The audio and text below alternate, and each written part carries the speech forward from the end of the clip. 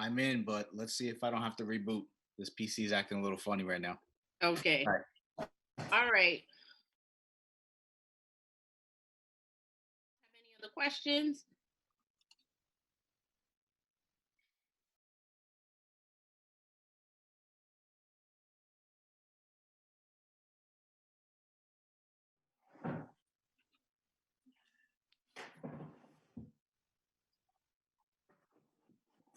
Okay. I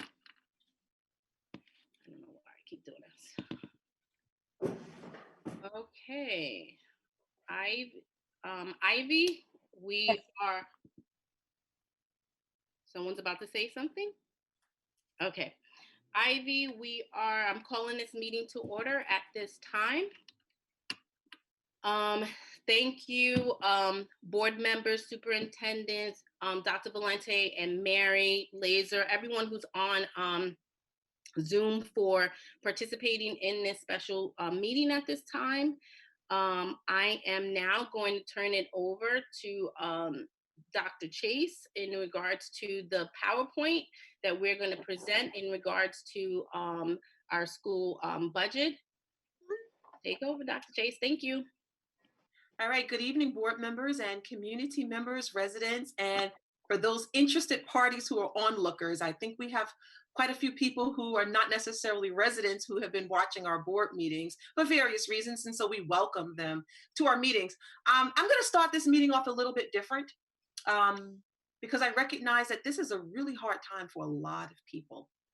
And I just want to start off by saying that I hope that your families are well. I hope that you are well and that you're coping during this pandemic. I think that, it's important that we just also take some time to acknowledge the fact that people are going through hardship and acknowledge the great work that's being done just throughout the country. But I just want to just acknowledge it and just, let people know that we hear you and that we're here for you. And that if you are a community member, a student, resident, parent, that, the Greenburgh Central School District is always here for you. I understand that there are parents who are dealing with some hardships now, and we recognize that. And it's important to say. I also recognize that there are quite a few members of our Greenburgh Central School District community who have lost loved ones. And so I just want you to know that the Greenburgh Central School District Board of Ed and its administration offer its condolences to each and every one of you if you've lost during this time.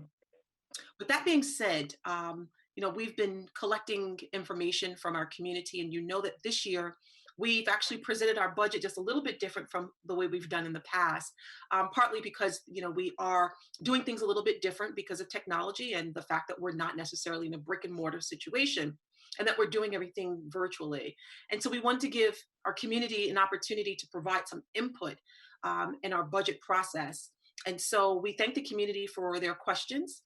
Tonight, we've gathered about 100 questions from our community in a matter of days, and questions about the recent budget that's been posted. And so we look forward to presenting those answers to you. And I also want the community to know that we will be posting those questions and those answers on our website within 24 hours.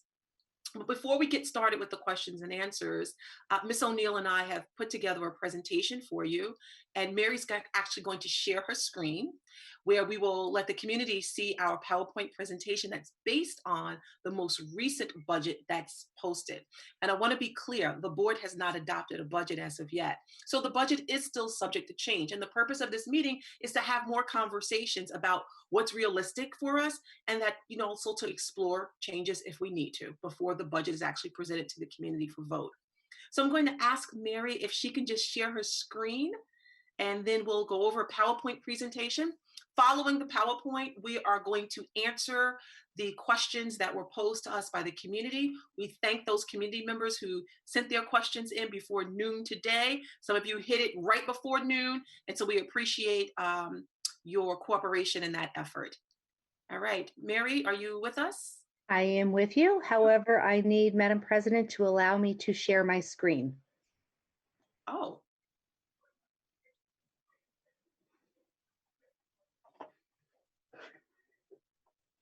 Where's Madam President? Madam President is muted, but she's at work. I'm here. I'm getting to that right now. Let's see. Oh, while she is giving Mary the rights to share the screen, each board member received the PowerPoint presentation as well, so you have that. It was No, emailed to you. It was emailed a little bit earlier to you, not too long ago, so maybe some of you didn't have a chance to open it as of yet. Okay, so Mary, when I look at the little dots on the side, I don't see the share screen part, but I am making you a host at this point, and you'll just have to shoot it back to me when you're done. Okay. Thank you. Okay. So right. now I have to find the right. Okay. So do people see a PowerPoint presentation? No. Okay. There's just a black box for Mary O'Neill at the moment. Do you see it now? Yes. Yes. Okay. So anyways, welcome. Thank you. Mary, you might want to put it in presentation mode. Slideshow. Just It's hang on a on minute. the slideshow. Slideshow to the right. Keep going down. Oh, I see you. Wait a minute. Nope. I'm looking. I'm sorry. There, slideshow. The word slideshow. Okay. From beginning slide. Yep. Okay. Here we go. Yay. Okay. So Okay. welcome. And I have to move the pictures that I see for everybody. Okay. So the consolidated budget, the overall budget decreases from this year to next year by $477,894, which represents a 0.68 reduction from budget to budget.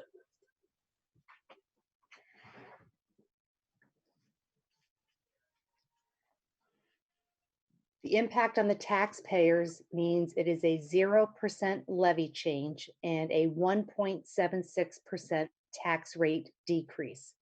So what this slide shows is how we actually calculated that. And I have to apologize. We've been working on changing this, the whole presentation multiple times, and I still need one final review before it's released and posted on our website in case I have any transposition of numbers or anything. But overall, the budget is a 0% levy change and a 1.76% tax rate decrease. So it means to the average taxpayer with a home assessed at $495,600, it's a decrease in their taxes by $139.77. When we break it out by category, salary and benefits is 70% of the budget. The board, superintendent, finance, legal, data processing is 1.86% of the budget.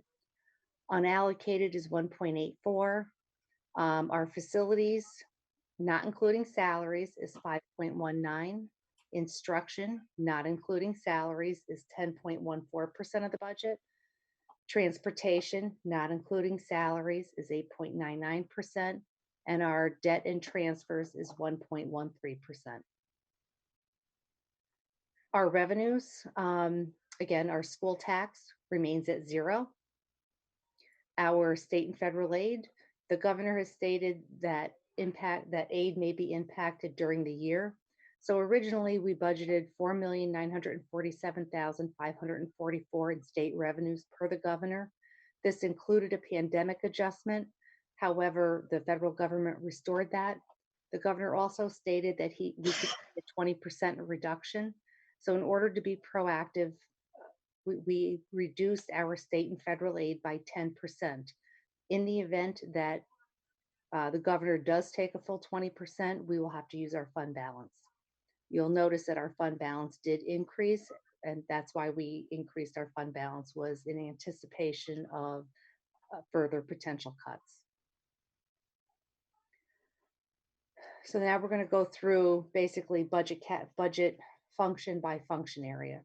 Our Board of Education, these include workshops, consultants, staff recognition, and policy review for the Board of Education.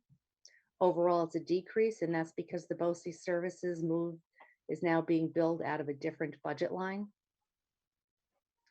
Our board clerk, this is strictly the board clerk and things that she needs to run her office.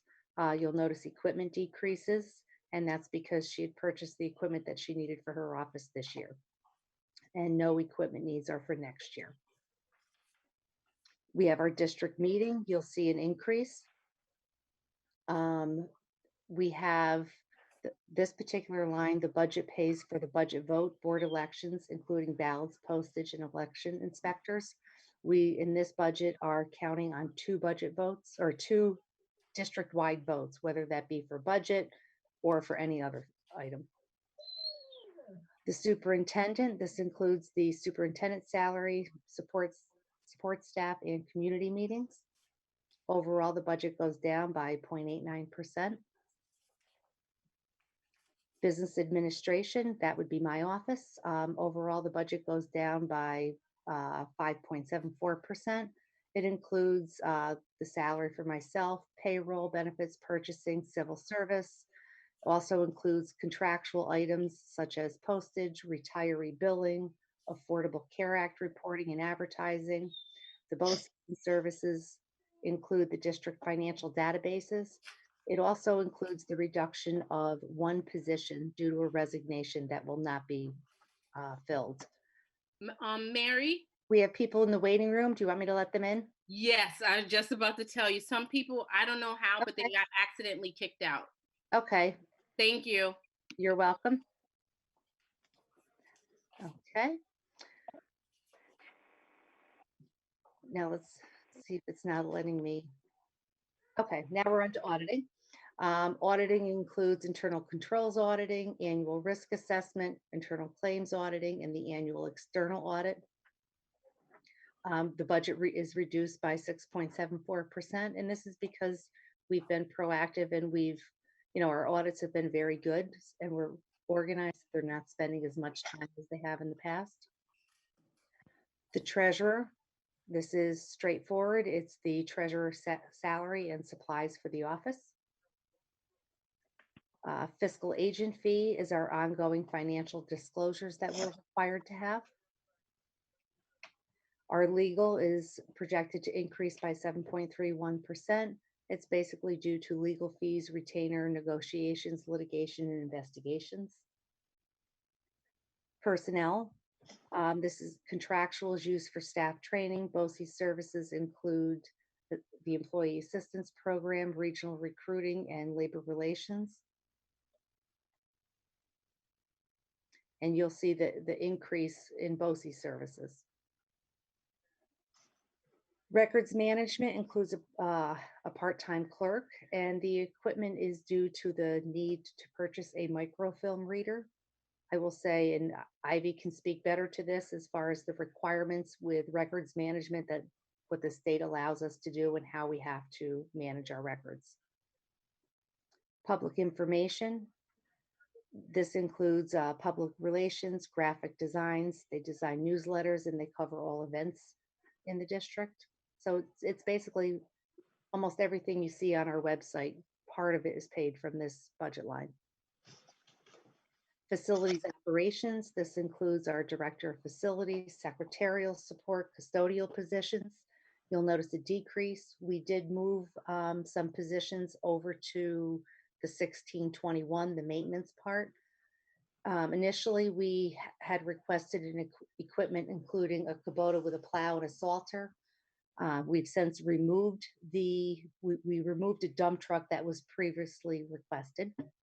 Contractual items include fuel, electric, water, phone, security, and trash removal. Supplies are increased due to anticipated additional supplies needed for COVID. And the BOCES and services include environmental training. Our facilities maintenance, as I mentioned, we moved some salaries from the operations budget. Contractual items include things such as glass replacement, paving, landscaping, health and safety repairs, electrical repairs, plumbing repairs, and asbestos removal.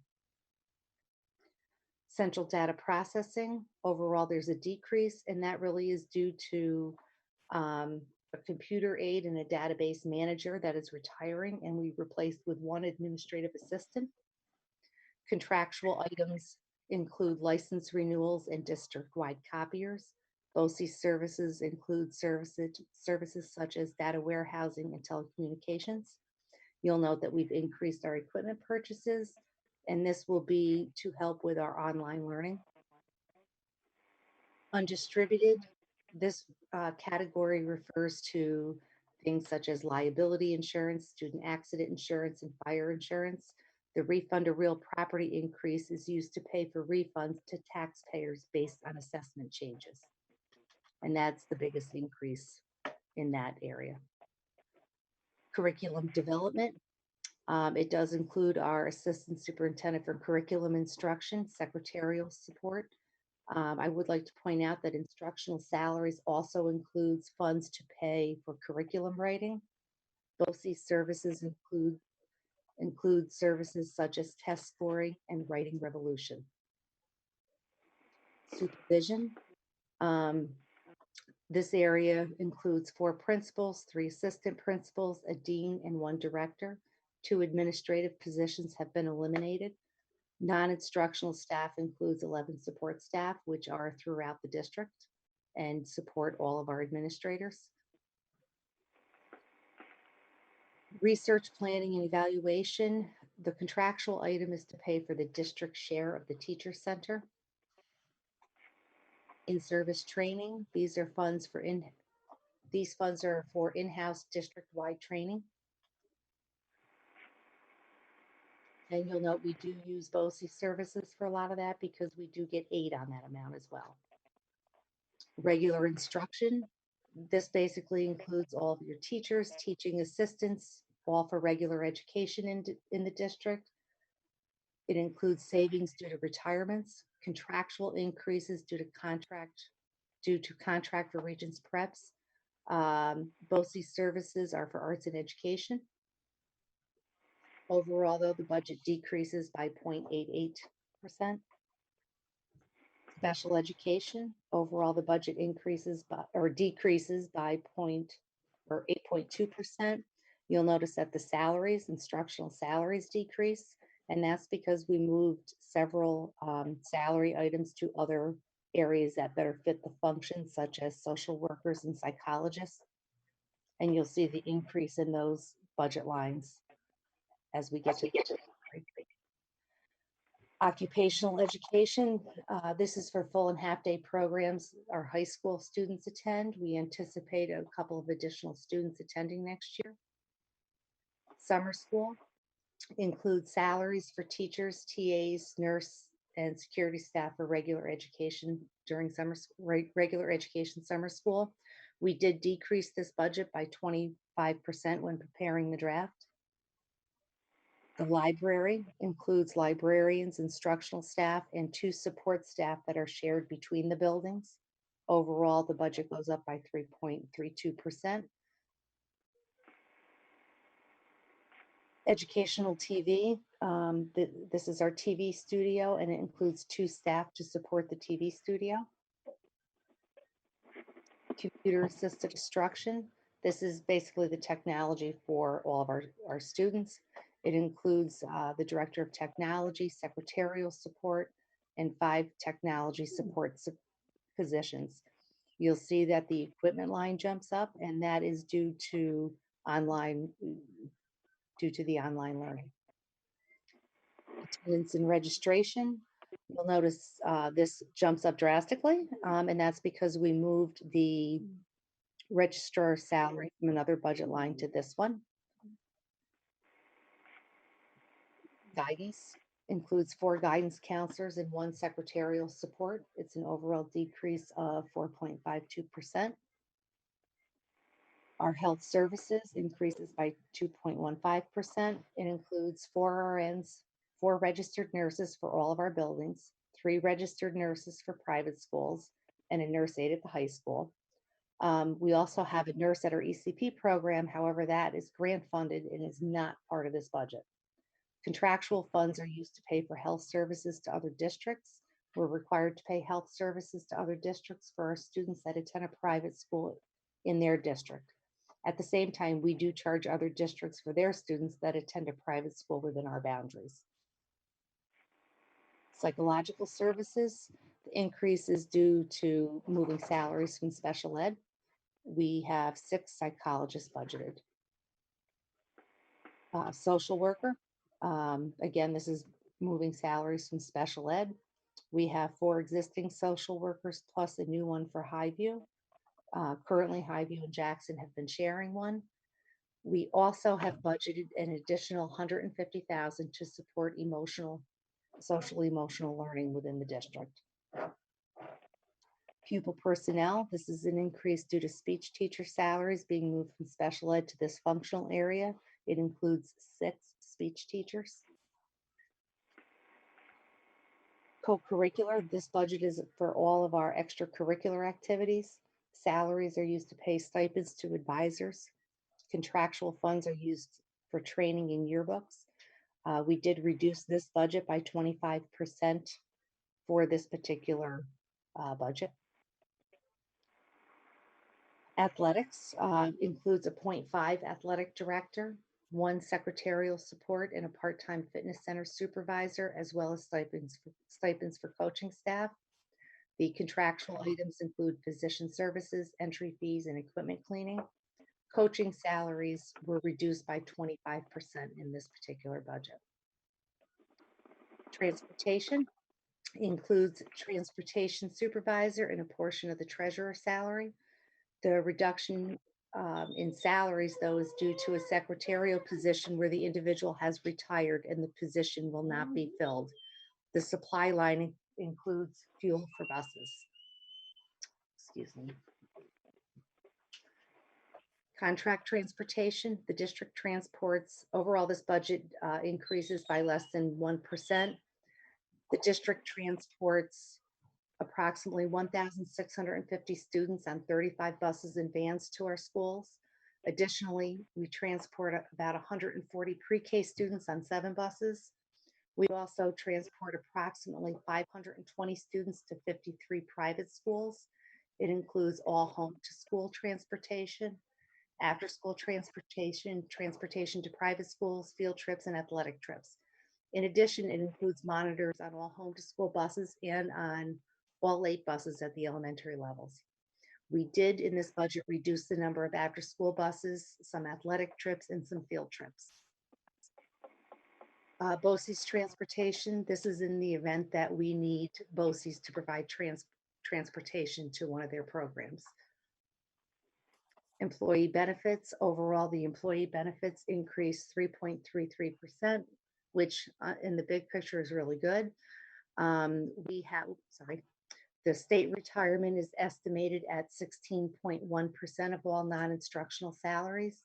Teachers' retirement is estimated at 9.53% of instructional salaries. FICA and Med is at 7.65% of all salaries. And the health insurance increases due to rate increases with the current providers that we use. Debt and transfers. Let's see, 2021 is the final payment on the current debt the district has. And the transfer to capital funds has been completely removed from this draft of the budget. So you'll see a 61% decrease here. And then we can open it up to questions. Dr. Chase can respond to a lot of the questions. So I will stop the share and then turn it back over to the board president. Okay, thank you, Mary. Okay, so how do I turn this back over to you?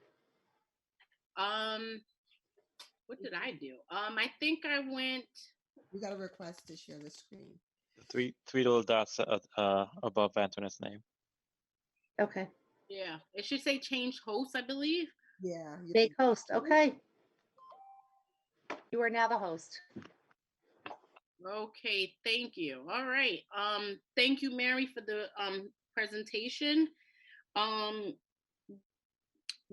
when do you want questions from us? Say that again.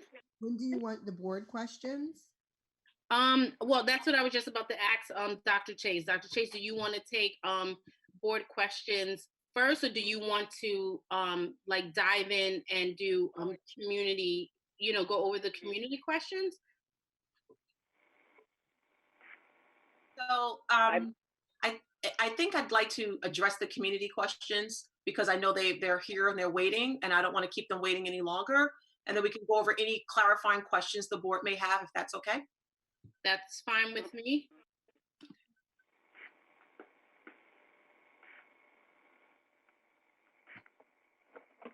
It's not protocol.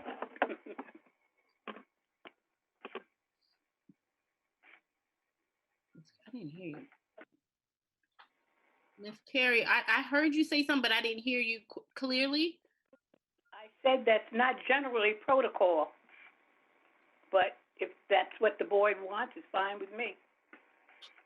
As in you would prefer the board questions first? That has been protocol. Now, if it's been changed, I don't know about it, but if the board prefers to have the community ask their questions first, and we wait till that's fine with me, because I have nothing to do but sit here. So go right ahead. Yeah, I guess Miss Carrie, my thought was first there are, I think, over 100 questions on there. And so if we can sort of treat it like, what we would do in our normal meeting, like we would take all of the public's questions.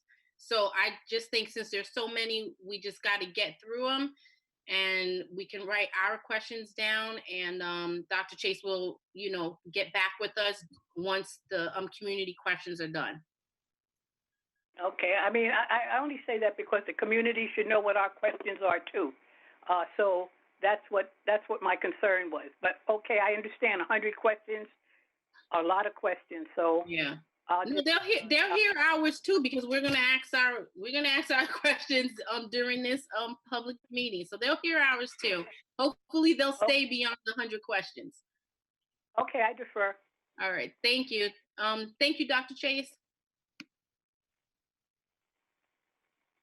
Okay, so I am going to minimize this screen so that I can actually read the questions on my laptop. Okay, so a lot of the questions came with commentary, and I think because of time, we have 9 pages worth of questions and commentary. I don't think anybody wants to hear me read 9 complete pages. So what I'm going to do is read the questions, our answers, and I'm going to ask the board president, what do you want me to do with the commentary? I think my thought is to focus on the actual questions, so that we can provide the answers to those specific questions. Depending on the timing, if we have enough time, I would say, Dr. Chase, if you wanted to jump back in and take some commentary, read some commentary. But I think the most important thing right now is responding to the questions that have been asked. Okay. All right. So the first question is from Samantha Ives. And Samantha Ives asks, how specifically does this budget protect our district program staff and students against potential mid-year state and federal funding cuts? The answer, in preparation for possible state aid reductions mid-year, we've already reduced our expected state federal aid by 10%.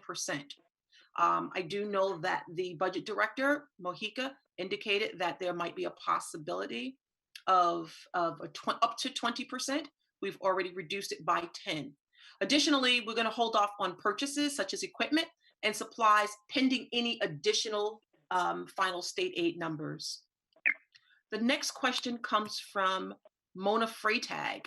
Mona Freytag has commentary, and I'm not going to summarize anyone's commentary because I don't want to do a disservice to it. But her question is, would it be possible to place a 1-year freeze on all salaries? Our response is the district cannot just simply adjust freeze salaries. This has to be negotiated with unions, and it has to be negotiated with anyone who is not in a who is not in a union as well. The topic has been brought to the union leadership already, and those conversations have already taken place. The next question comes from Nicole Mangum. Nicole Mangum also has commentary, but her question reads, funds to replace and repair Chromebooks and also a system to retrieve and conduct Chromebook maintenance. And that's her question. Our response is yes, this is also included in the computer assisted budget. We have a set of questions from Ms. Patricia Weems. Ms. Weems asks, are there any salary increases? Yes. If so, what is the area and how much are the raises per individual, not a summary? And our response is very simple. We have budgeted raises, and these raises are based off of contracts that have already been negotiated and approved. Did the trustees receive a budget that gave detailed information in this manner? Trustees annually receive what individual staff make. Or did they receive a budget exactly like the one on the website? Our response, trustees have the same budget information that the community has. Next question. It is stated that there is a 0.68% decrease in the budget. What were the items that were removed or lowered? If money was transferred from a code, which code numbers were affected? Response. Items removed from the last budget posted included a reduction of athletics, summer school, co-curricular, after school by 25%. And I believe that was also highlighted in the PowerPoint presentation. In addition, all of the interfund transfer to capital was removed. That was also highlighted. Question, if the teachers are going to have a raise with increments for 3 years, can we ask them to waive a year and we will give them a 4-year deal, add on a year with an additional percentage, and she just has a question mark, amount for that 4th year. So what we did was we just listed what those contract end dates are, just for Mrs. Weems's information. So the contract end dates, GTF contract ends June 30th, 2021. GCSO, which is our civil service union, contract ends June 30th, 2022. The admin's contract ends June 30th, 2021. CSEA contract ratified by the union. It just needs to be board approved. And at this point, with the 3 unions that actually have a contract, any sort of changes in that contract will need to be negotiated and approved.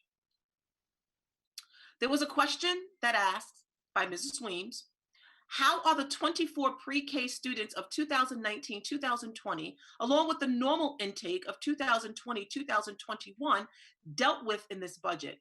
How much will it cost for additional numbers affect this budget? I'm not really sure about the wording of this question, so we didn't really understand it, so we didn't want to answer a question that we didn't fully understand. So we'll be happy to take Mrs. Weems's question later today or tomorrow, just to make sure that we have a full understanding of that particular question. But we do want her to know that most ECP is grant funded. The majority of it is. Another question by Ms. Weems, when you change the calendar to accommodate the necessity of school reopening, only national holidays should be recognized and half days will be full days. Teachers will be remaining after for school for meetings. How will this change be reflected in the budget? Our response is there are no definitive decisions that have been made about any modifications to the school calendar at this point. Once the district is certain about what we're going to do in terms of reopening schools, we are going to follow the Department of Health as well as NYSED guidelines and regulations. We'll also be following CDC.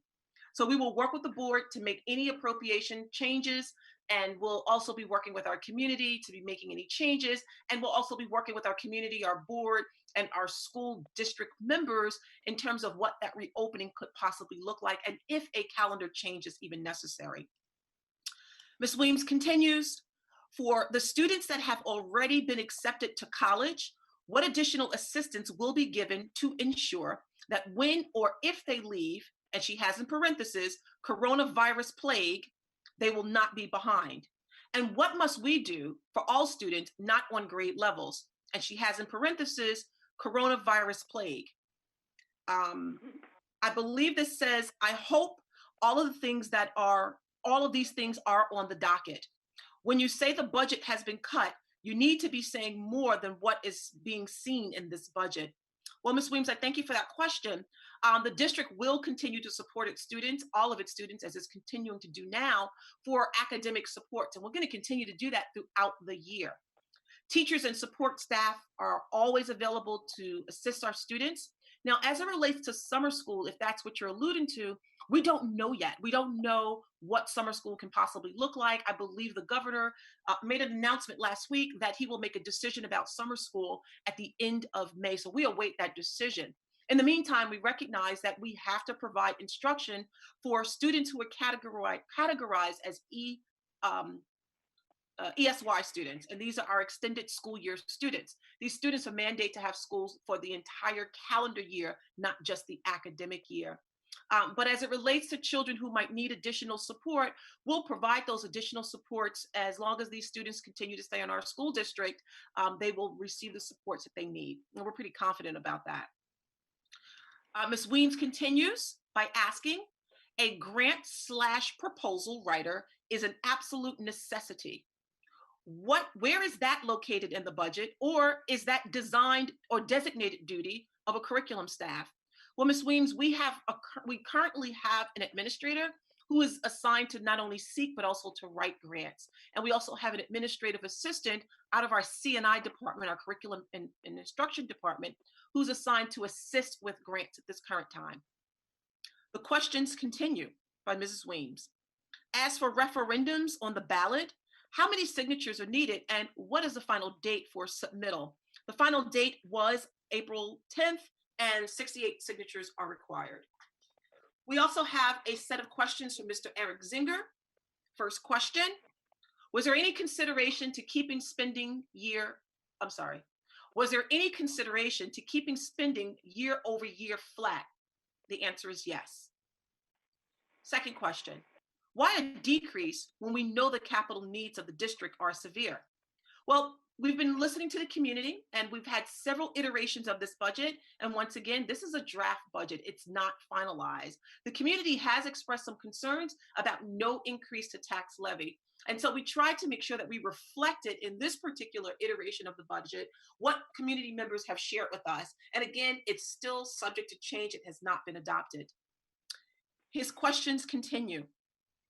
I understand the economic impact of Corona, but believe a flat change to the tax levy would have been reasonable in this situation. So a response to that is that this budget has a 0% levy increase. And I'll leave it at that. Next question from Mr. Zinger. I would have liked to see line item A9950-0.900-01-0000 at $477,000 and keep the budget flat year over year. The choice is either to cut instructional programs or remove the interfund transfer line. That is the choice now. But again, the budget is subject to change and it is subject to modification. The board has the option to go out to the voters for a separate referendum if they so choose to. His questions continue. What full-time positions were being cut, retired, and or not replaced? Well, we have a list of them. They are as follows. Director of STEAM, Director of Arts, Athletic Director reduced 0.5, CSE Chair reduced from 220 days to 150 days. Chemistry teacher to elementary teachers, and I want to be mindful that teachers are not necessarily positions that are cut, but these are positions that are not being replaced due to retirement. Math teacher 3, teaching assistants, again, retirement. Account clerk assigned to business office, that person has resigned. Secretary to administrator, senior office assistant assigned to transportation, that person has retired. 2 office assistants, retired. Computer operator, retired. Database manager has also retired. Computer operator and database manager was replaced with 1 administrative assistant. Mr. Zinger continues. Looks like some positions were reallocated to different line items, but can you give more details on the decreases to the following budget line items? So he lists several budget line items, and I will answer his question based on how he listed them. Budget line item 1310.160-01-0000. The reduction is due to resignation of an account clerk who we are not replacing.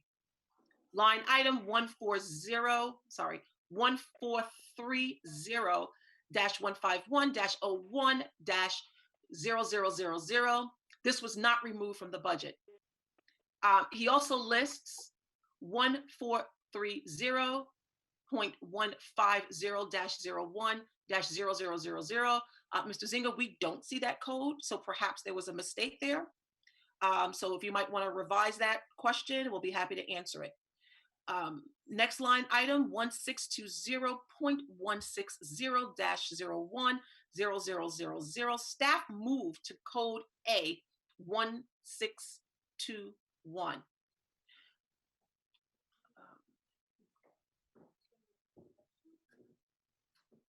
Okay, sorry, excuse me 1 second.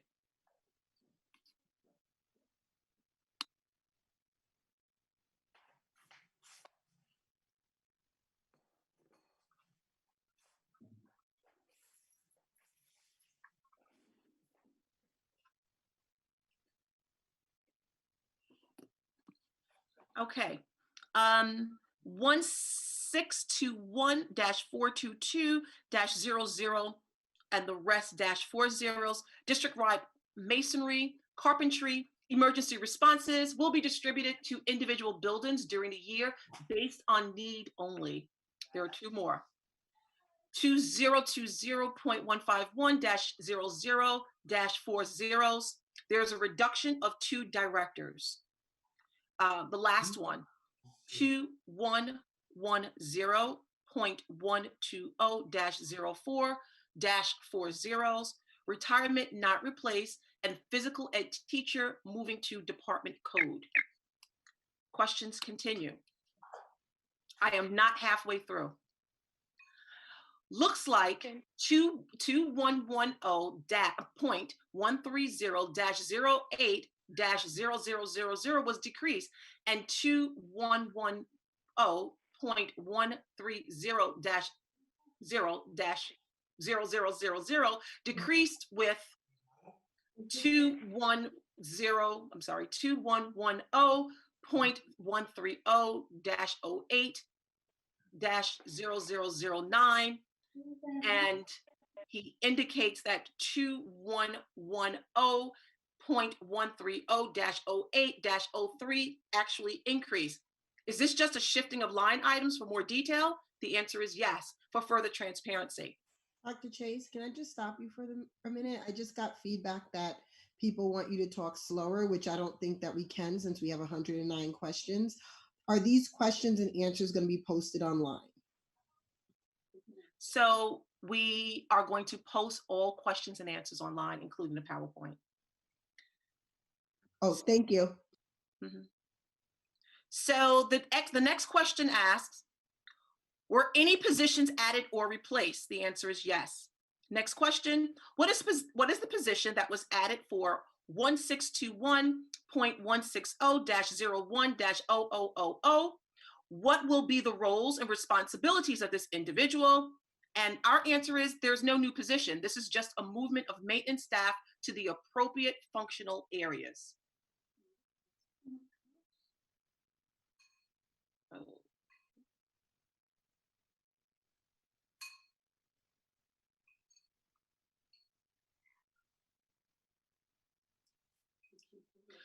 Okay, Eric Zinger continues. Special education expenditures will decrease by 8.20% year over year, largely driven by cuts to speech salary line items. Can you give more details on the basis for that decision? Social workers and psychologists were paid from special education, when in reality, they service more than just our special education population. They actually serve all of our students. So we move them to the function codes that's consistent with state codes. Eric Zinger continues. I'm sorry. I don't understand that question. So the question repeats, special education expenditures will decrease by year over year, largely driven by cuts and speech salary line items. He's just asking what's the decision for that. And basically our response was the fact that our social workers and our psychologists, although they're paid from a special ed budget line, they actually service more than just special ed students. They service all of our students. So we move their function code to the appropriate state codes. Mr. Zinger's next question. Can you explain the change in line item 9060.801-01-0000 and 02-0000? Are we breaking out the insurance costs for retired employees? Is that just providing more detail? Our response is simply yes. Our next set of questions come from Sarah Lazari. And she has commentary at the beginning. And then her question begins. If the approximately $2.2 million in capital funds found in previous drafts of the budget were to be added back in, what would be the cost to the average taxpayer in Greenberg? So the average taxpayer then would see an increase of about $141.91. This reflects a tax levy increase of 3.62% and a tax rate increase of 1.79%. And I just want to remind the community that these questions and answers will be posted. The question continues, or if the budget were kept flat rather than decrease, how much money could be added back into the capital improvements line? Our response, $477,894. This would be a tax levy increase of 0.79%. This would also reflect a tax rate increase of 0.99%. Next set of questions come from Carol Allen. Carol Allen asks, please explain the fund balance. Please explain how the fund balance is used in determining the budget. Is that money actually available to be spent, except for the $48,313 increase in pilots and the $3,000 in miscellaneous revenues? That is the only source of income that is increased. Thank you. Appropriated fund balance is used to reduce the burden on taxpayers. Yes, these funds can be spent, however, are held pending state aid.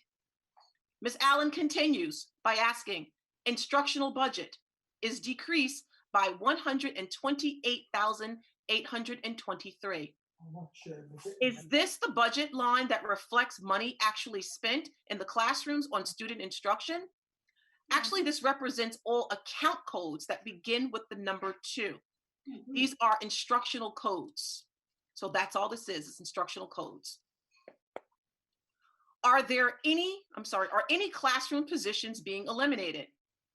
Classroom positions are being eliminated based on attrition. No one has been laid off.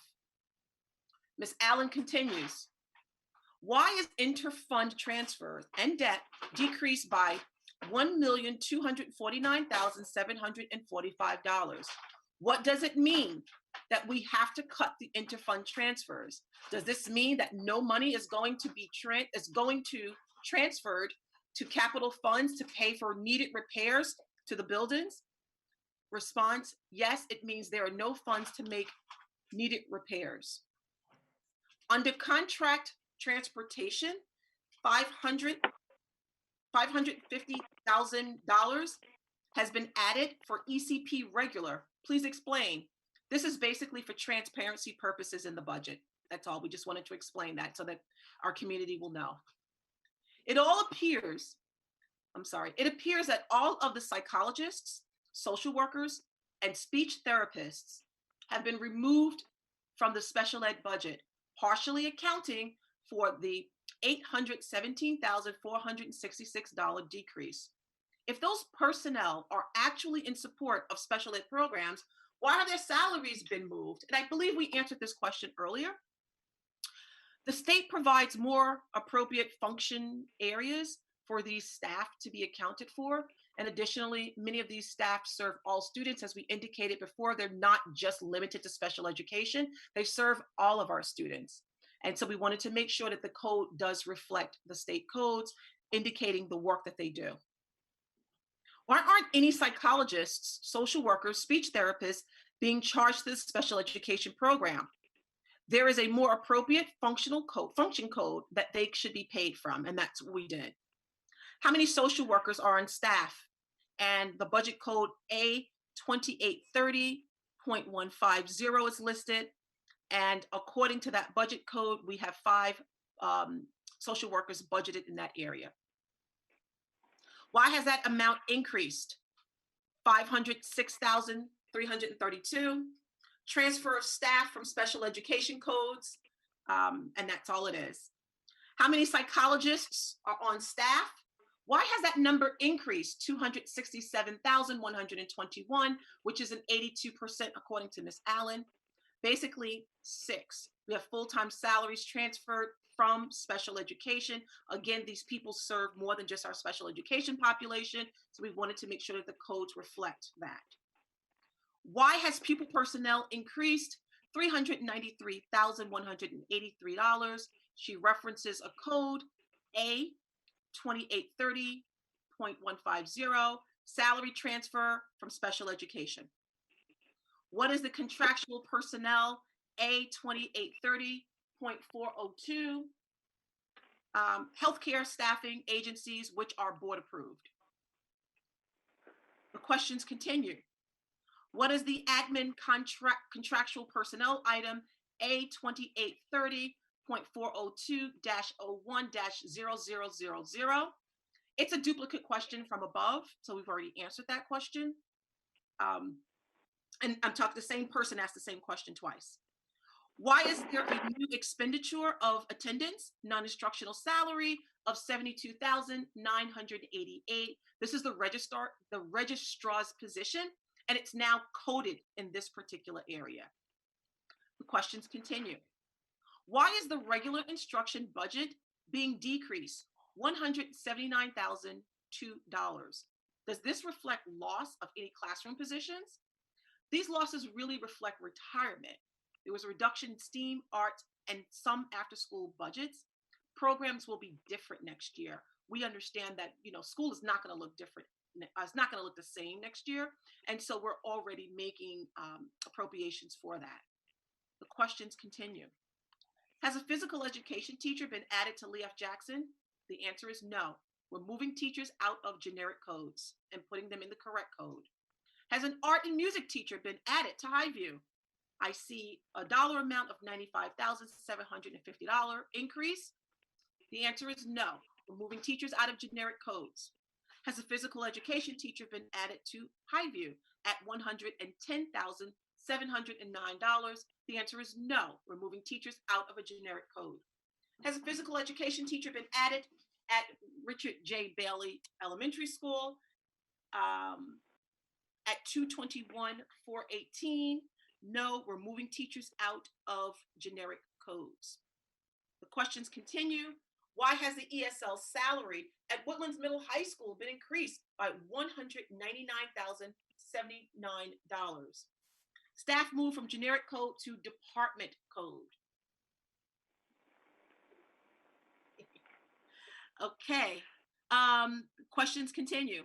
Why has the Woodlands Middle School teacher salary 7 through 12 decreased by $712,946 and a code of A2110, and there's a comma there, 130-7 reference? And then the question continues in the same vein. Why has the Woodlands High School teacher's salary 7 through 12 been decreased $1,069,124? Staff moved from generic code to department code. Why have the teaching assistant salary decreased? And a budget code was referenced of an A2110.0 0.154. Retirements, simply the position not being replaced. Why have the teacher secretary position at R.J. Bailey? Not really sure what WMC, I'm assuming is Woodlands Middle High School, Woodlands Middle School and Woodlands High School been decreased. And again, the answer is basically retirement. What has happened to the hourly monitors at Lee F. Jackson, Highview, JB? I'm assuming it's RJB. We created a new code that is for hourly monitors that won't be confused with department codes. So now the code is A2110-167, and it will have the 4 zeros. Why has funding for after-school programs at Lee F. Jackson, Highview, R.J. Bailey, Woodlands Middle High School been decreased? And the number that's referenced is 98,790. We will not be offering as many after-school opportunities as we did next year. We know that the school structure is going to look a lot different. Again, this is not carved in stone. This is an estimation. What is the total amount spent on the educational contracts? A reference code of A2110 .400 is referenced. Are these all contracts? Well, I'm going to list the contracts out based on the question that was provided to us. All A2110.400 codes total $419,161. So as it broke, I'm going to read it very slowly, how it's broken out. A2110-400, .400-00-0000, teaching regular school. This is $100,000. A2110 400-03 code. This is at LFJ. This is $5,000. You have a code of A2110.400-03-0001, which is art, music, and out contract. This is at $15,034. A2110 .400-03-0002 STEAM contractual $7,500. A2110.400-03-0003 physical ed contract at Lee F. Jackson $500. A2110.400-04-0000. This is at Highview School. This is for $2,000. A2110.400-04-0001. Again, this is art, music, out contractual at Highview Elementary School, totaling $33,259. A2110.400-04-0002 STEAM contractual at Highview, $8,625. A2110.400-04-0003 physical ed contractual. This is at Highview School for $500. A2110.400-05-0001 art, music, out contractual at ECP, $4,500. A2110.400-05-0002 STEAM contractual at ECP, totaling $750. A2110.400-06 .0000 R.J. Bailey. This is the contract for $6,300.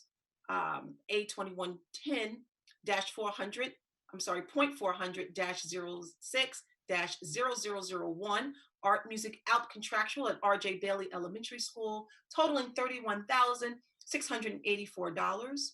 A2110.400-06-0002 STEAM contractual at R.J. Bailey, $8,625.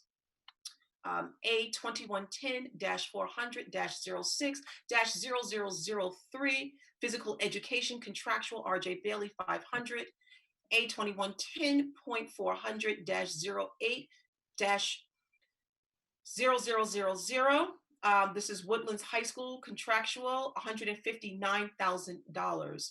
A2110-400-808-0001, Arts Music ALP Contractual, Woodlands High School. And this is at $25,759. A2110.400-08-0002, STEAM Contractual, Woodlands Middle High School at $7,875. And lastly, A2110.400-08-0003, Physical Education, Woodlands Middle High School at $1,500. Again, this gives a grand total of $419,161. Ms. Allen's questions continue. What does account A 2110.401 cover? She gives a total amount of $88,329. Is this the cost of the IB program? And the answer is yes. This is the contractual portion of IB. The questions continue. It appears that district administrators have been removed. A 2020.151. What is the number of positions eliminated from administration, and which positions are they? Decrease 313,909. Director of Arts, Director of STEAM. The questions continue. What is the role of the district development administrators? The code is A 2010.151. I'm assuming that we're referring to those who are responsible for curriculum. So these individuals basically supervise teaching, learning, and special programs in various areas. They, in that code, include building principals, assistant principals, director of IB, E&L, world languages, and the dean. How many positions is this? There are 9 positions. Why is the public relations contract increased from $67,176 to $96,000? Parentheses 42.9%. Well, we estimate and budgeted $48,000 each for both burials consultant and a PR firm, which has yet to be named. Once contracts are finalized, any funds remaining would be used to support instructional programs here in our school district. The question asks, is the superintendent getting a $2,373 salary increase? The answer is no. The question is her secretary retiring? If so, the new secretary should be expected to enter at a lower salary. The answer is, well, not necessarily. It really depends on the qualifications and the responsibilities, and it also depends on what credentials this person brings to the table. So it depends. The next question, if raises are being given, why isn't the district clerk also getting an increase? Well, Ms. Allen, I agree with you. I think she deserves a heck of an increase, but the board has not approved any raises for confidential staff as of yet. Is the business administrator getting a salary increase of $2,859? If so, why isn't the treasurer receiving an increase?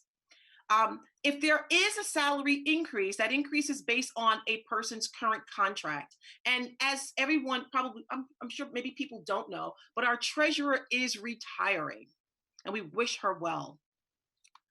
Ms. Allen's questions continue. Why is the non-instructional salary decreasing $47,592? The answer, we assume that you mean the business office. So this is due to the account clerk resigning, and we're not replacing that particular position. Other people will absorb those duties. The questions continue. In this time of fiscal crisis for the community, why are any raises being granted to or accepted by the highly paid administrative staff? Well, these are contractual increases that were previously negotiated and approved by the board. If there are any changes, that will have to be renegotiated and approved. What are the contract expenses under maintenance? A, 1621.400, and there is a number of $330,000. Examples include exterminating, open systems, PA systems, elevators, district mop heads that are needed, all custodial equipment, burglar fire alarms, tool rentals, weather forecasting. There's a host of things. Repair to playgrounds, perform any sort of inspections that are also needed. The questions continue. Are we spending $209,000 annually for textbooks for 1,700 children? This past year, $203,000 was budgeted. The answer is yes. In addition to our students, we're also required to purchase textbooks for our private school students as well. That is by law. The questions continue. Are textbooks reused? Yes. How much money do we pay BOCES each year? Well, it varies each year, but we have budgeted for $3,558,349. And if Ms. Allen would like to give us a range by which she'd like for us to look up, we're happy to do so. Just send us an email. You could send it to the budget 2020-21 at greenbergcsd.org. And if you say that you want us to look at, the BOCES costs from 2000, I don't know, I'm just guessing, 2018 to 2020, we'll be happy to give that to you. So if you give us a range, we'll be happy to give it to you. Are there costs fixed? Are these costs fixed, flexible, or negotiable? Our answer, they're fixed based on the level of service. Keep in mind that we receive aid on BOCES services. Questions continue. Please explain the $94,137 increase in Occupational Education District BOCES, and there is a code identified as A2280-490. Well, there are anticipated increases in student participation in our BOCES program. The question continues. Why are you budgeting for a bond consultant? Are there plans to have a bond? We have always budgeted for this. In the event that funds are not used, it is either returned to the fund balance or it's used to support programs. And then there are miscellaneous questions, as identified. Why are we leasing copiers instead of purchasing them? And a dollar amount is listed in parentheses, $175,000. Well, it's more cost effective for us. Next question on the miscellaneous. What is the central data processing contractual software, parentheses, new expenditure of $46,184? Our response is software licenses, such as our Google license, our LobbyGuard license, and we just reallocate it for transparency. That's why you see it there. And the last question from Ms. Allen. Why are expenses for district meetings increased? And there's a dollar amount of $9,600. I don't know, my eyes are going googly now. $9,665,000. Well, this assumes two community votes. It does leave us some flexibility, and I believe that was also answered in our PowerPoint. We have questions from Ms. Elaine Gordon Taylor. Ms. Gordon Taylor's question is, also, why can't we get additional bus bids from outside the current company? I noted an increase there as well. I understand there's a monopoly of sorts where no one of the Westchester busing companies is bidding on each other's turf.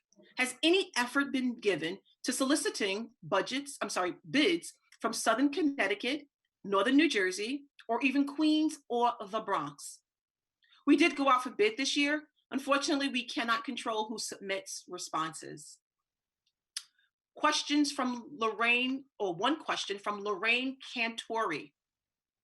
Do you have a contingency plan when the state and the federal government can no longer provide school funds? If the state and federal government stop providing funds to schools, it will fall on the taxpayer, unfortunately. If this were to occur, it will result in the elimination of programs and staffing reductions. Cuts could be up to 20%, and that's what we've been hearing. We anticipate hearing more about that in the next day or so.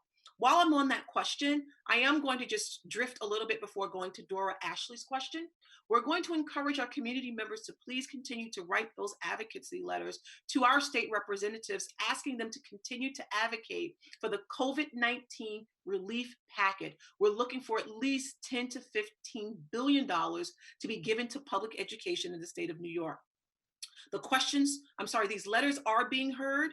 I'm hearing that from very reliable sources, and the more questions that are sent only strengthens the argument for the need to continue to support public education here in New York. Dora Ashley asks, the federal government has been maintaining the stand that it has no intention of bailing out New York State.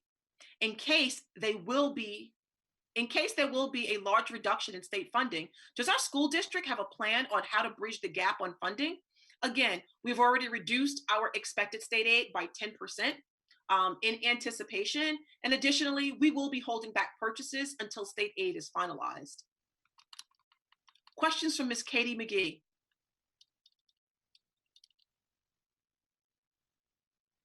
Okay, where do they start? So Ms. Katie McGee says, first, here are some questions I have for you from the line item proposed budget. A9950.900-01-0000 transfer to capital funds equals $0. What is the rationale for removing from earlier drafts all of the money from this line? Keep in mind, this is a draft.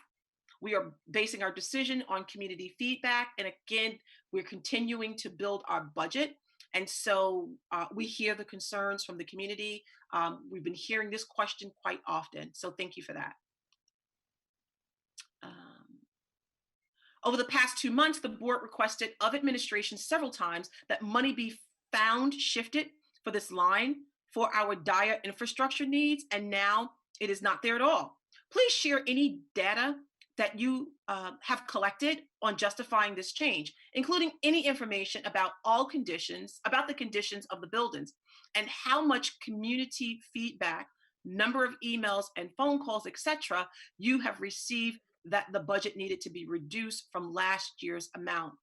I'm not really sure if the board would like to chime in on any portion of this, but as we indicated earlier, we're using just feedback that we've been receiving from individuals. This budget is not at all carved in stone. The board has not adopted. And so we're listening to community input.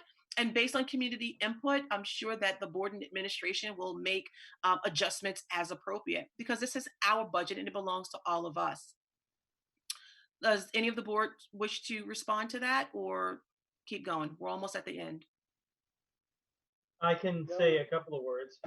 I can say that the people who were kind of in the background saying the town on its side needs to have a small bond in order to increase the size of its police department and courthouse, they now think that that's gone, and at least for the short term. And so while there was some sort of support for pushing, yes, you can have some bond while we have some bond, that synchronicity is gone. And I'm also getting a lot of feedback from older members of the community concerned that they won't be able to make their tax payments. Okay, thank you. Anyone else? Okay. Dr. Chase. Dr. Chase? I'm right here. Oh, I am trying to follow this list of questions. Where specifically are you right now? Right where your pointer is. Where my pointer is? Mm-hmm. You can see this? Yeah, I can see it. I can see everyone because it's my shared document, so I can see everyone who's in it. So okay. You're over the word over the past 2 months, right? Yeah. Yeah, I see it. And Tracy Mayers is over the word reduce, community. She's back to reduce. Okay, there we go. That's where I am. Shifted for this justify this change, including any information about the condition of the building. As far as I guess I'm trying to get a little bit more information. So she does say Miss McGee says that Over the past 2 months, the board requested administration several times that money be found, shifted for this line for our dire infrastructure needs. Now it's not there at all. She's saying, please share any data that we have collected as justifying having money in it from not having money in it. Am I correct? I'm assuming that's her response. I mean, That's that's her her question. statement. Okay. I'm assuming that's her question. The one thing I will say is we haven't received any data in as far as the like the building conditions survey, the newer one yet. So we haven't used anything like this. This mainly shift has been because of the financial sort of restraints that not only our district, that districts across our state are facing.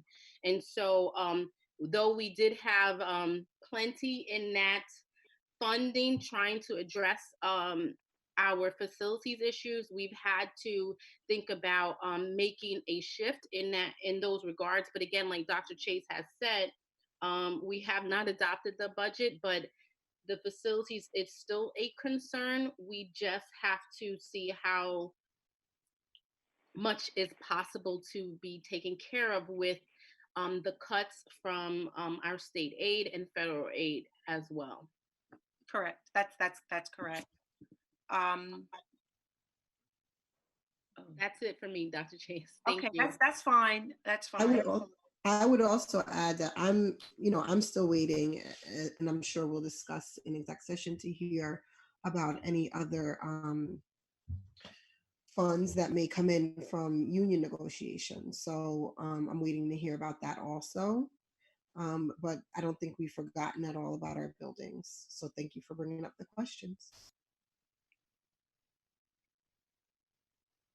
Okay.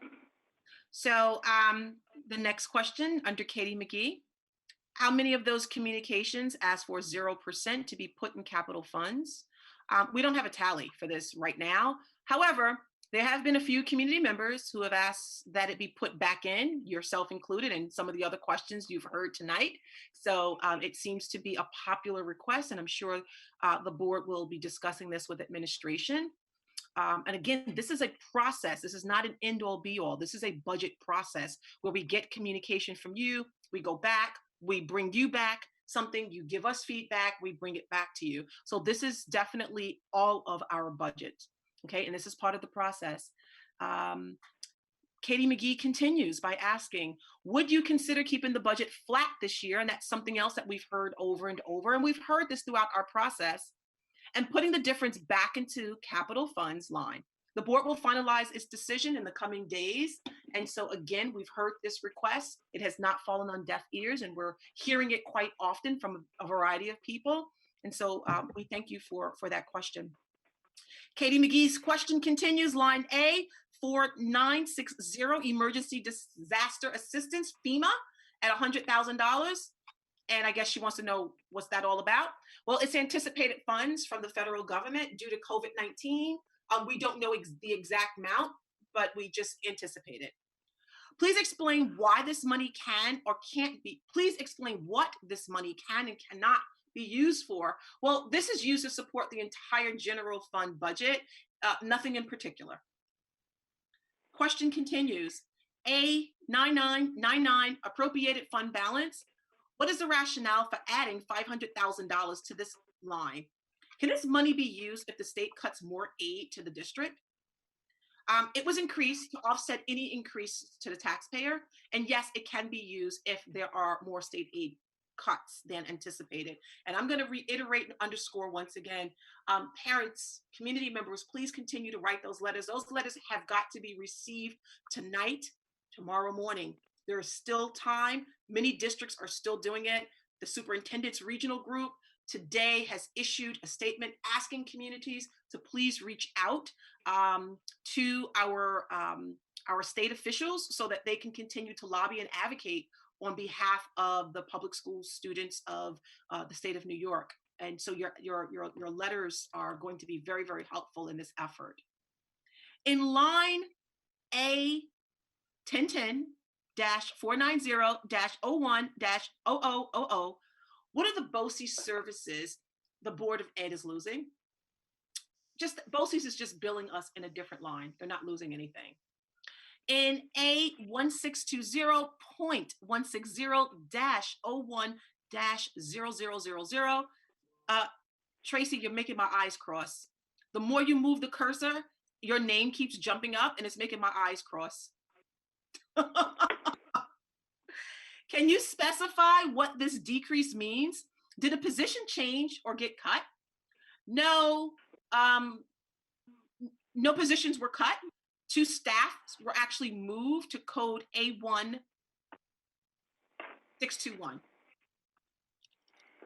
Okay. All right. More questions from Katie McGee. Katie McGee continues. A2101.154-08-0000. Teaching regular school, Woodlands High School, teaching assistant salary. What's happening to this position? There is a $101,437 decrease in this line. Retirees, simply the position will not be replaced. There are other questions from Katie McGee. As per comments in your 5-5 meeting, May 5th, right? The board has not yet received the new building conditions survey. How can you evaluate whether or not the amount budgeted for facilities and capital funds in this proposal is adequate without the information in the survey? Well, funds are going to be needed for capital improvements regardless. So there are capital improvements that we're going to have to continue to do. And so the board still is awaiting the BCA. And once we get that, the board will make informed decisions from there. Katie McGee continues. It is important that you have increased your budget for social and emotional learning. Can you specify what you will use the money for at each school, such as activities, curricula, extra counseling, staff, etc.? The response is simply money will be used to address the various needs of students and staff, not to forget staff, as a result of COVID-19. Most of us know that students will come back to school having faced trauma. Some students will deal with PTSD and a host of other mental illness risks, and so will our staff. I just got news literally 7 minutes ago about a very horrific situation here in our school district, and it's very disheartening. We want to make sure that we're prepared for the level of supports that our students as well as our staff will need upon opening.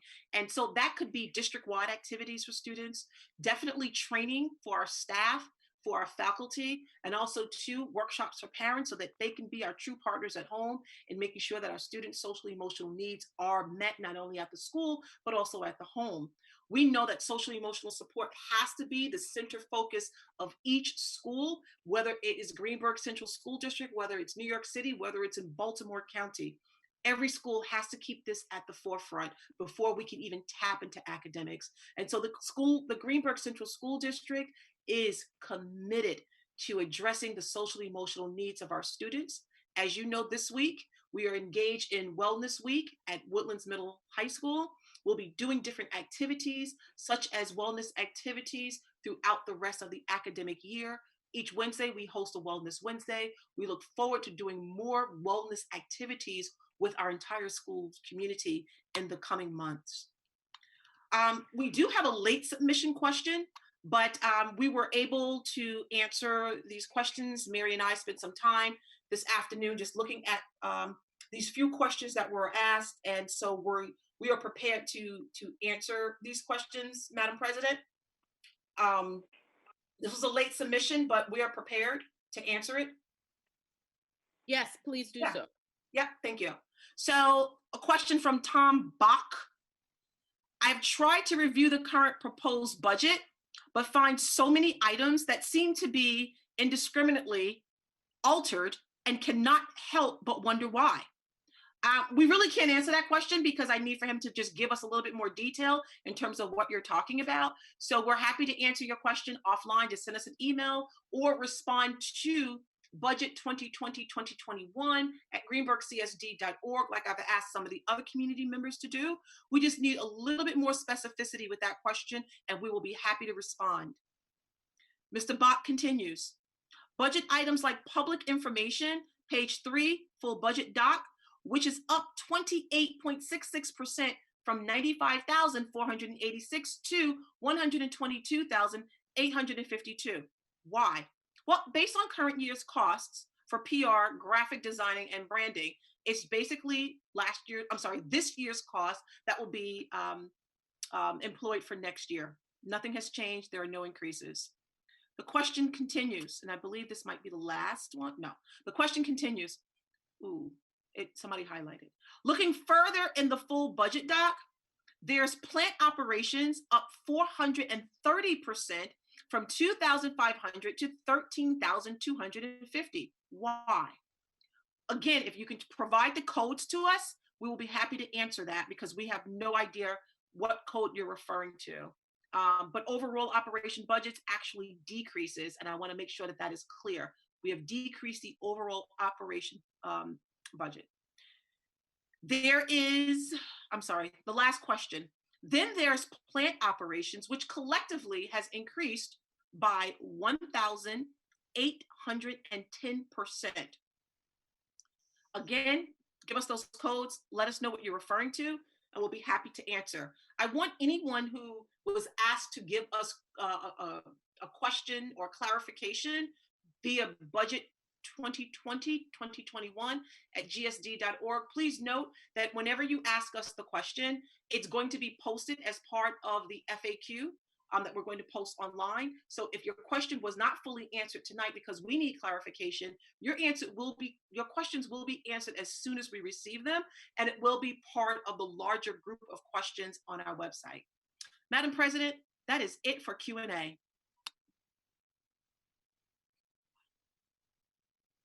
David. Thank you, Dr. Chase. Okay, I think most of my questions have been answered. I have one. Take it down and get back to me. It's budget code 2110.400.08-0000. Teaching regular school, Woodlands High School, contract expense. It's gone from 60,000 to 159,000. I'd like to know why it went up. I don't know if it's a budget code movement as opposed to an increase or not, but that's my question. And I will log on and see if I can get you the specific detail, but it is for the SAT prep or the prep, and Dr. V can speak to more about that, but it's to assist our students with taking the exams. SAT only or SAT, ACT? SAT, ACT. Both. Okay.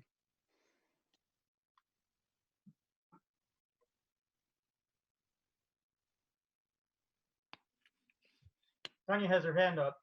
Tanya. Yeah, so I had a question. I think that several weeks ago, you gave us a sort of list of savings that we have for this year.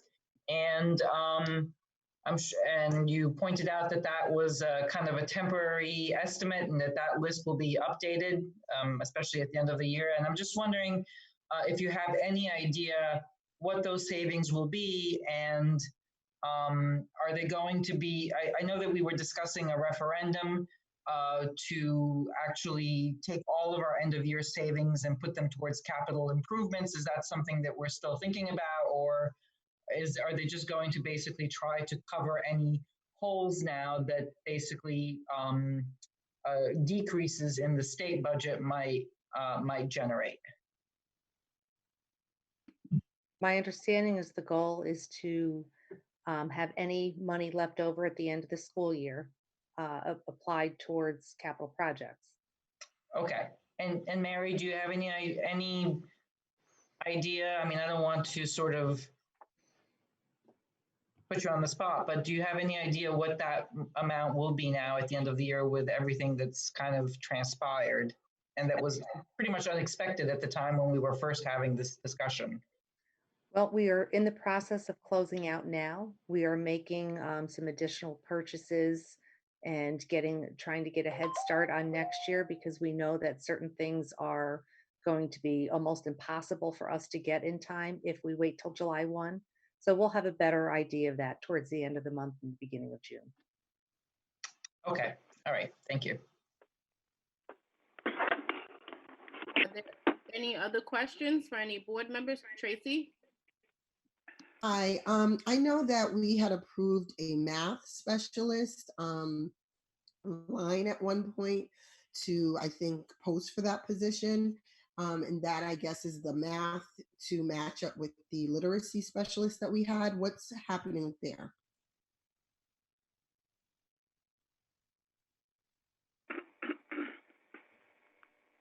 That position, we're still pursuing it. And it is the equivalent to the current person who is the specialist for K-12 for literacy. And it will be that person's equivalent. But the area of literacy. And currently, correct me if I'm wrong, currently we have a teacher doing the literacy specialist and the teacher gets a monthly stipend. Maybe I'm understanding that incorrectly. Can you clarify what the additional stipend is for doing that specialist position and how the math will work simultaneously with the literacy? Well, remember, there is a reduction in STEAM, which is part of STEAM is mathematics. We will have someone who will have that type of oversight where they're pushing into the classroom, almost like an instructional coach, if you will. And that will be in the area of mathematics. And similar to the literacy component, it will come with a small stipend. Okay, thank you. And I haven't had time to go through the PowerPoint fully, or I just read through the questions along with you, and it was a long list of questions. We still have the special education administrative consultant, correct?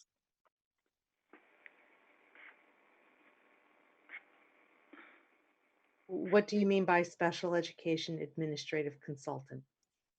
We have a special education director and we have an administrative consultant that's contracted at a daily rate. Is that correct? Or if not, if you could clarify. And Sure, we will still have that position. That position's days have been reduced from 220 to 150.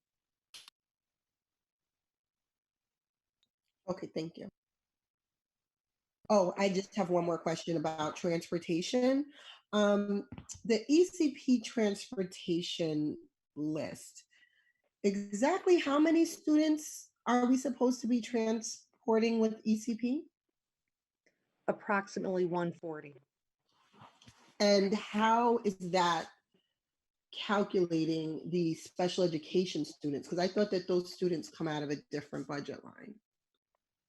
Well, we took, before ECP was never broken out, we took the full transportation amount for ECP and pulled it out of where it was all lumped together. That's all that is.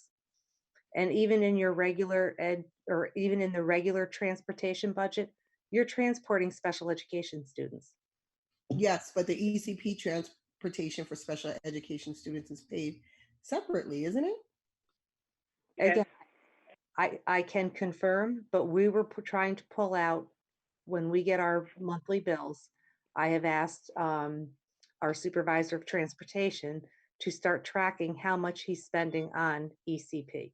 Yeah, I mean, I think this is really important, this transportation piece, because that's one of the larger points of our budget. And especially when it comes to ECP, because I think, over the years, ECP's budget has not been managed by central office. So I think we need to really get a good handle on where the funding comes from. I think the funding for some of the special education program, including transportation, may come from the county. So I just want to make sure that, especially because it's a high number and we do have a lot of the community asking about our transportation budget, that we know exactly what we're paying for. And then also, can you explain, this is my last question, can you explain how the transportation budget is currently working with regard to the fact that we're not in school. So we're not busing kids after school, busing kids home. I know we use the buses to distribute food, but we're, I think, having a large chunk of savings, I'm hoping, on transportation for half of March, April, May, and June. How is that working? Can Dr. Chase or Mary kind of explain that as well?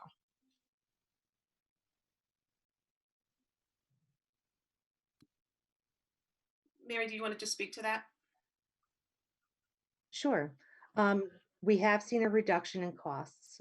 We are not paying for certain transportation. We are, however, paying for transportation, our regular home to school runs, because that is part of the contract. We are also using, I believe it's 16 buses every day to deliver meals. So we're using our buses and our monitors, and they are rotating. But overall, you're seeing a reduction in field trips. You're seeing a reduction in the after-school program transportation. But we don't have those final numbers yet because we are closing everything out now. Okay, if you could just say that publicly whenever you do have the final numbers, because I think people really need to know. Absolutely. Thanks.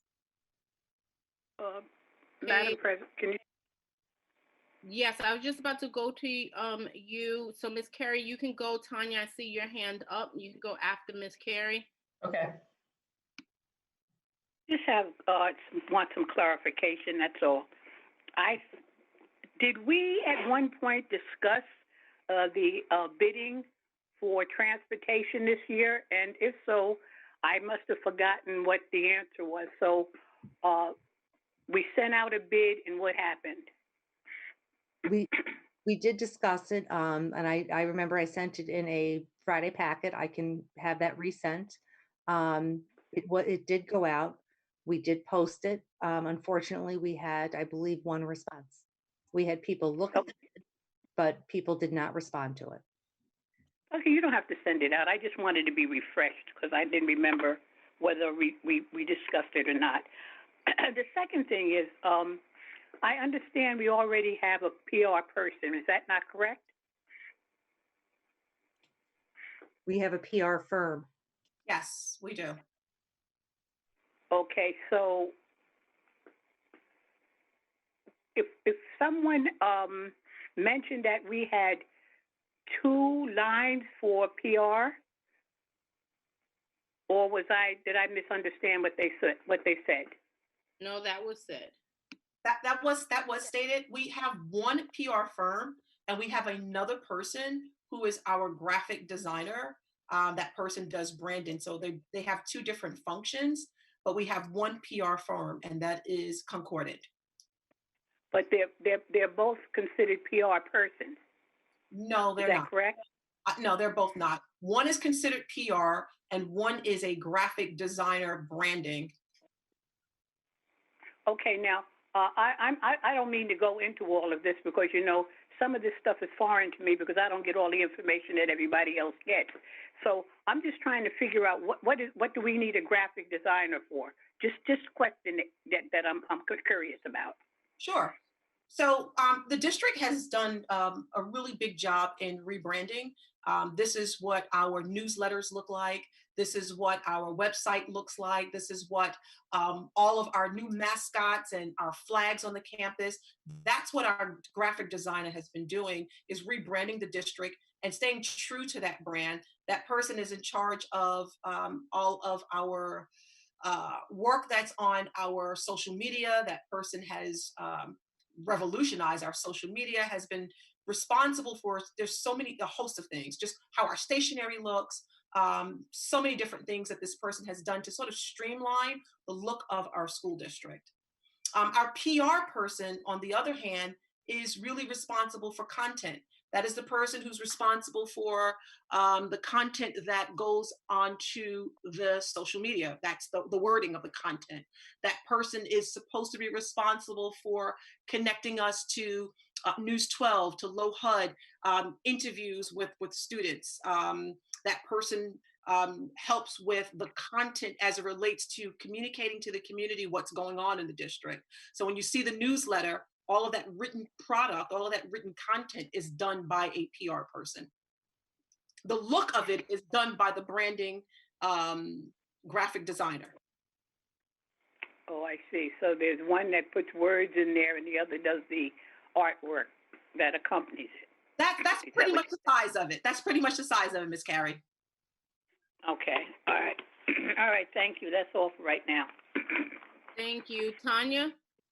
Yeah, so this question is really for Mary, because it's a little bit kind of an overarching question. So Mary, this budget that you created and that you provided to us in the community, do you use some kind of software to generate this? Yes, I do. Okay, so I have found it, this year. I mean, I know I'm still kind of learning the ropes here, but I often find it very difficult to follow our spending, and especially when we start, transferring money from one category to another. So I understand that any budget that's put out there, since I've done budgets myself, is a bit of a hypothetical. And of course, things change throughout the year. Sometimes you need more money in one place and you save money in another place, and then you switch around, et cetera. I'm just wondering if this software of yours could generate some kind of a report in this format that you're giving us now. So you're going to give this to us. We're going to approve something, and then if throughout the year, the categories, just as you've given them to us, you can actually give us the actual spending in these categories and the eventual transfers that have occurred between the categories on a, not monthly basis, but maybe like on a quarterly basis. I think it would make it a lot easier to understand what's actually, how the budget actually evolves in real time throughout the school year. That's my question.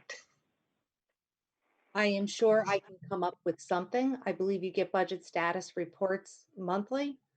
If it's a matter of explaining, reviewing again with the board what the budget status reports mean and how to read them, I'm more than willing. I can try if you would like do you want a year-to-year comparison? That's fine, but like for example, we're going to approve something with various, numbers, and maybe in October or November, it would be nice to get the exact same format, and maybe I'm hoping it's possible, with the actual amounts that have been spent out to date, right? And any transfers, because you may find, for example, I'm just looking at the first page of the budget here, you take something like district meeting clerks, registrars, which is 6,290. That's what we're going to approve. But it may be that in November you have spent out $0 on that, right? So it would be kind of nice to actually see in this exact format how the budget evolves. The budget that you see, are you looking at the line by line budget that's yes, I'm actually looking at the line by line budget, yeah. Right, that's would be a monthly budget status report that you would see the original budget, any adjustments that were made. Okay. Yeah, so that's not a problem. Okay, all right, because I've looked at them and maybe I'm just not quite used to them yet, but I have not, this is pretty clear to me what I'm looking at. It's in a different format. Sort of. And what? It's the same, yeah, it's the format. It's the format. I think that's what it is. It's the format, yeah. Well, what you see online is exported and then I put it in a format. I can print you out a budget status report that'll show you all that information line by line, and we can review it. I'm sorry. Yeah, and then we can review it. Okay, got it. All right, thank you.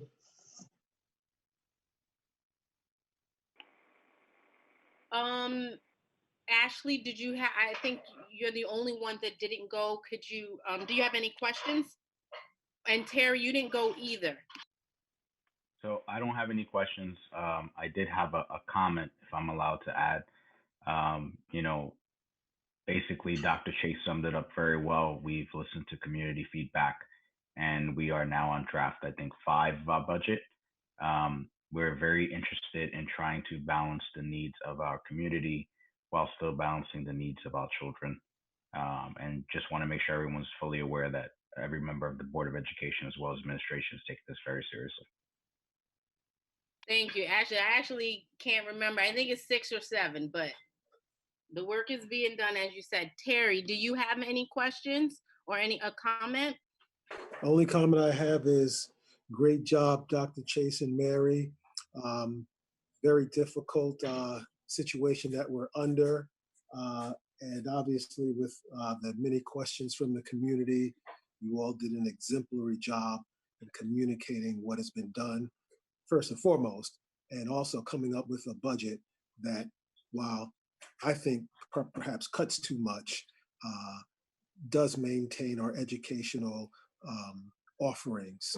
So again, great job, and you're to be congratulated for that. Okay, David, did you ask all of your questions? I did want to know whether or not we can schedule a fiscal planning committee meeting at any time soon. I had been hoping for a Thursday evening meeting, but everybody can't do that. Is there a possibility of maybe a Friday at noon meeting? No, I can't. I can definitely do the weekend. I think I was kind of clear that I think if our meeting is going to be public and we're going to have the community involved, that it should be definitely in the evening for the parents that can make the daytime. Most people are now homeschooling. So I can only do the evening. So your counter proposal is what, to do something on a Saturday? Or I said evening or weekends. I think I said evening. I think Mary couldn't do Thursday. Mary can't do Friday. Dr. Chase was not free until Thursday afternoon, I think.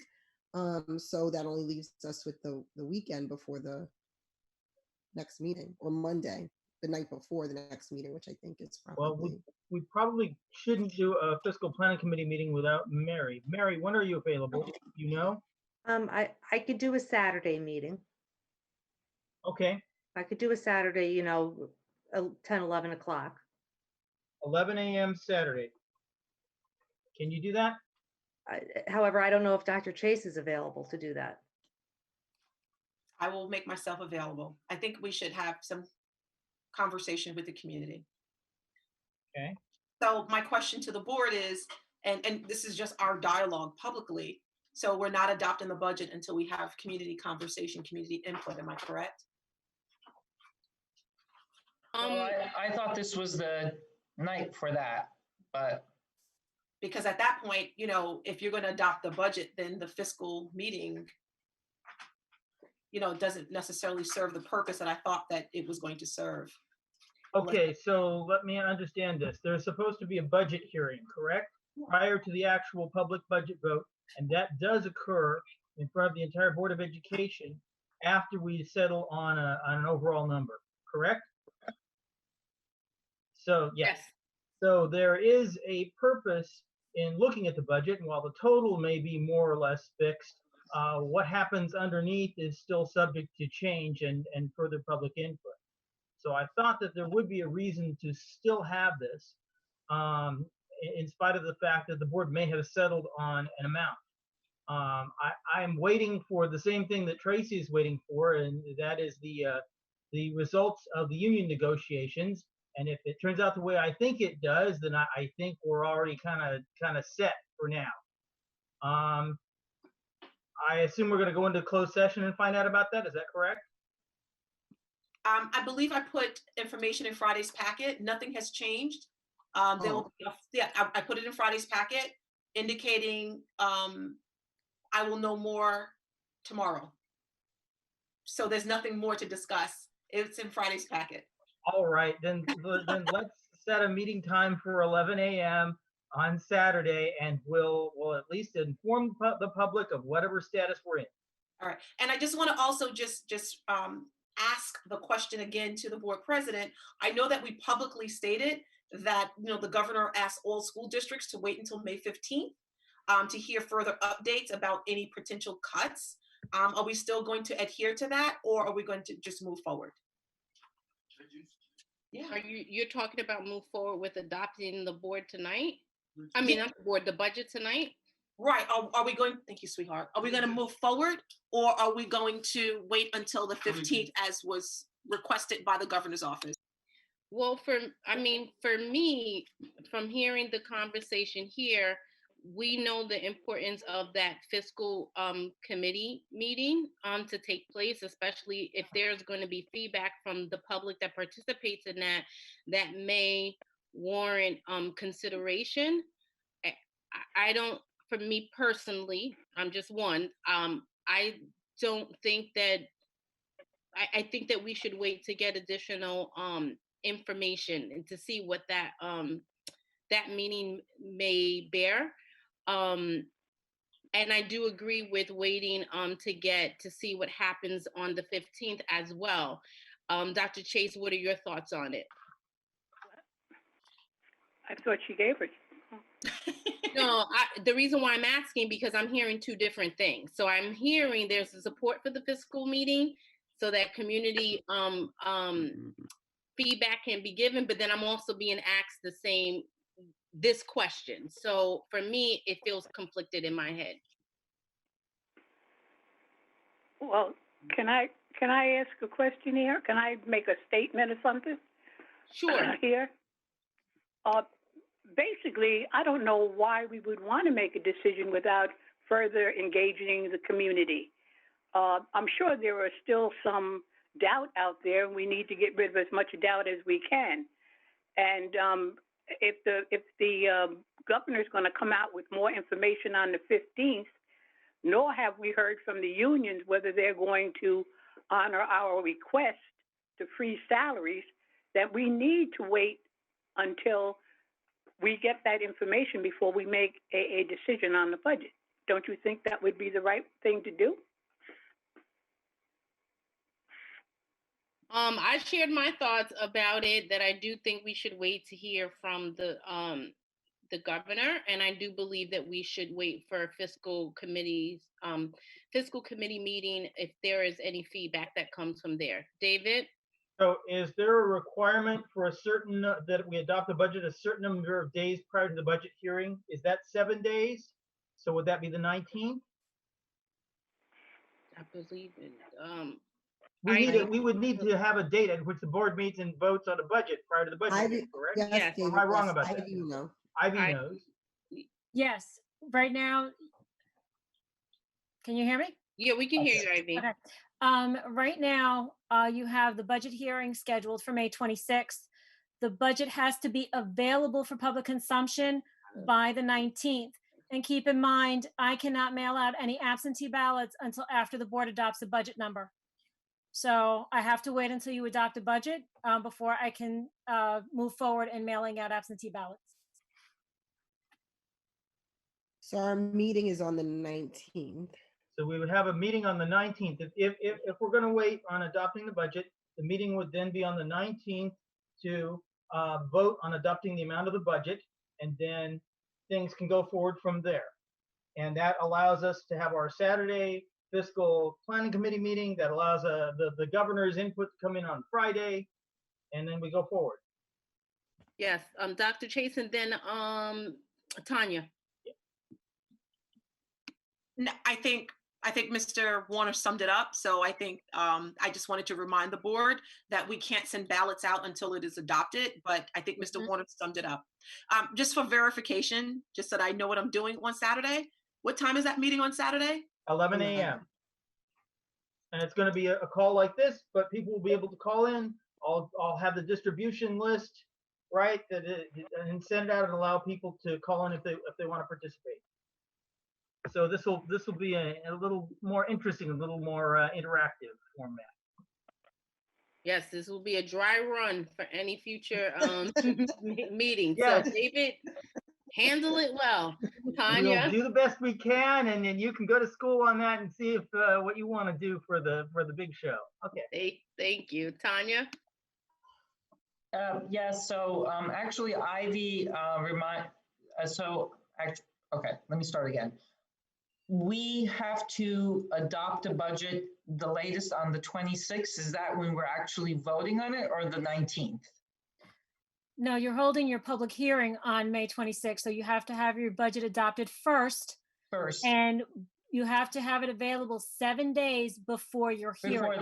Okay, so that was my first question. The second question was that I remember that there was a requirement for mailing out postcards and then mailing out the ballots. Is that still the way it's supposed? Like there are actually two mailings that have to be done by the district. Is that still the case?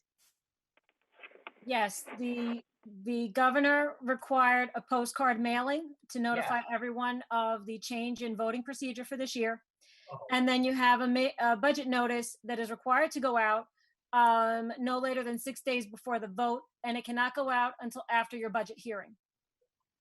Oh my Lord. So would you I know that we've had so many emails. I know that there was one somewhere in there that gave the timeline, but maybe Ivy, if you could just give us like a really short, like abridged version of just the dates when all the different things have to go out, that would be really helpful. All right, thank you. Tracy, I just have 2 more questions. So one, Dr. Chase, with the PR budget that was in there, it went up. I think you said 48,000 both for the visual and the written PR. Is that accurate? So it didn't go up. It's just a reflection of what we were supposed to cover from last year. And last year we didn't use all of the money. And so it didn't go up. It's the same cost from last year. Oh, well, I mean, I don't have, you know what, let me pull it up on my phone because I really didn't get a chance to look through all this stuff, but I could have swore it said on the PowerPoint that it's an increase to 48,000 for this year. Is it because we spent 48,000, but we budgeted for another amount? Well, what happened was we budgeted for another amount. We've asked for budget increases throughout the school year, but this is the actual amount for our graphic designer and as well as our PR person. So, I mean, do we want to take that down at all, considering what we're dealing with the COVID-19 health crisis?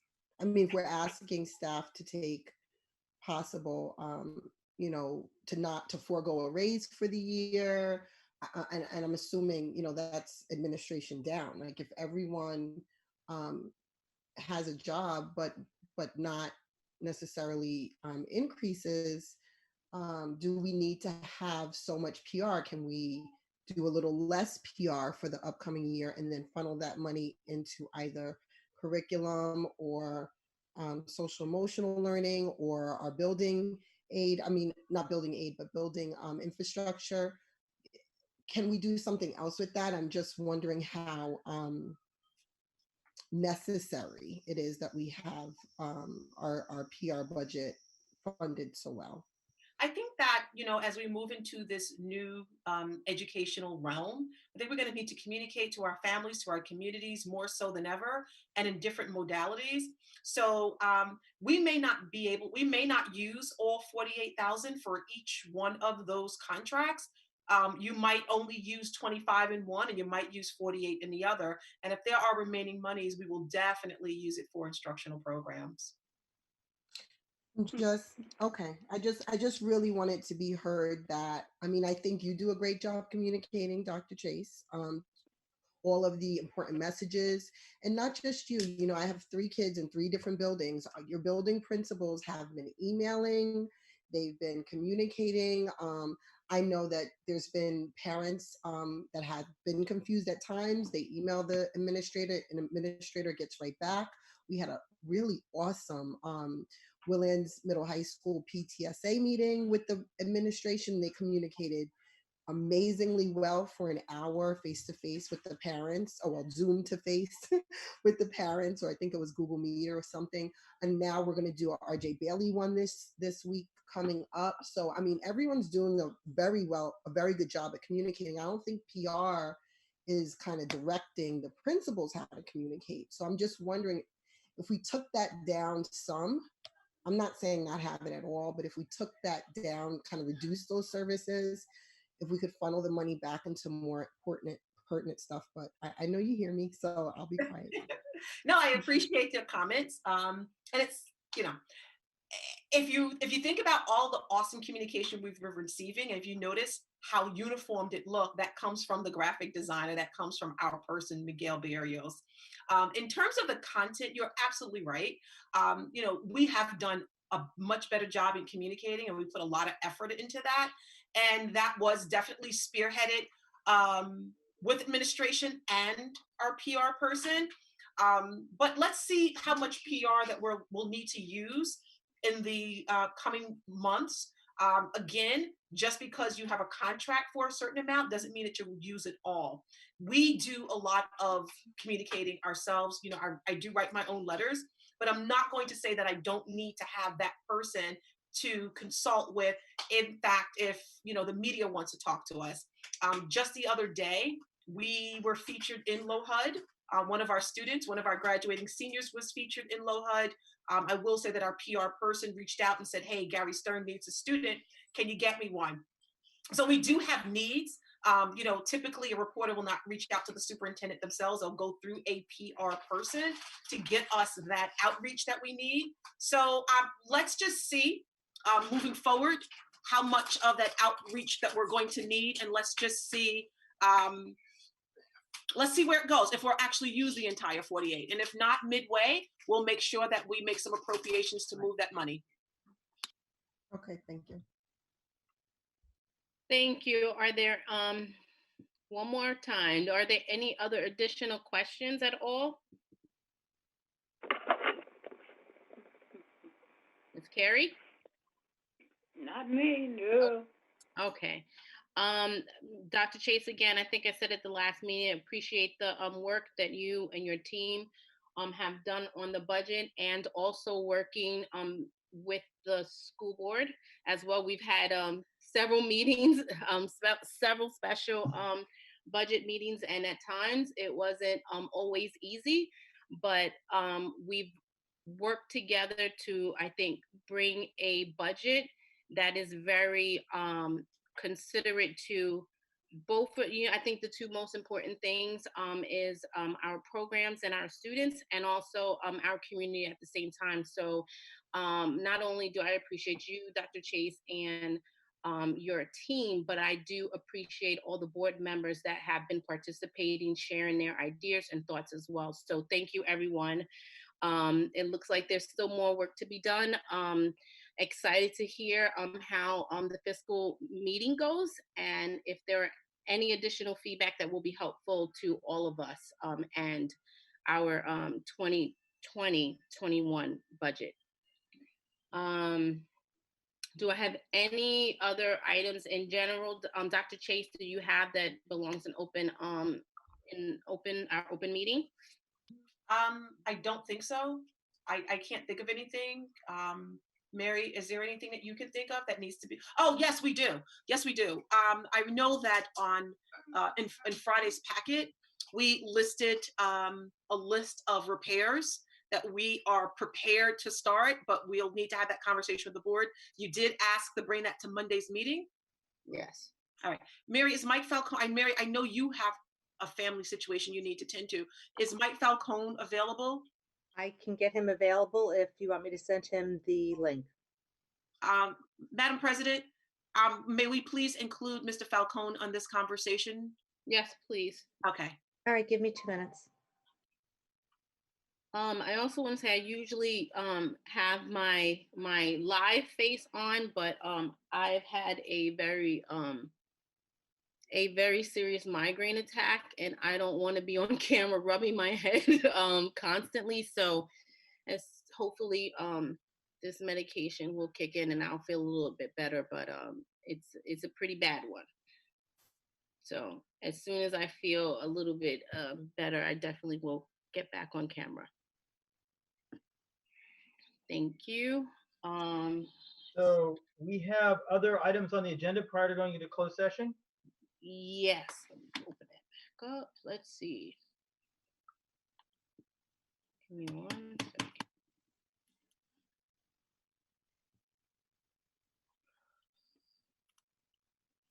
It'll take Mr. Falcone a few minutes to log in and get on. Okay. All right, let me go back to Ivy. Let's see.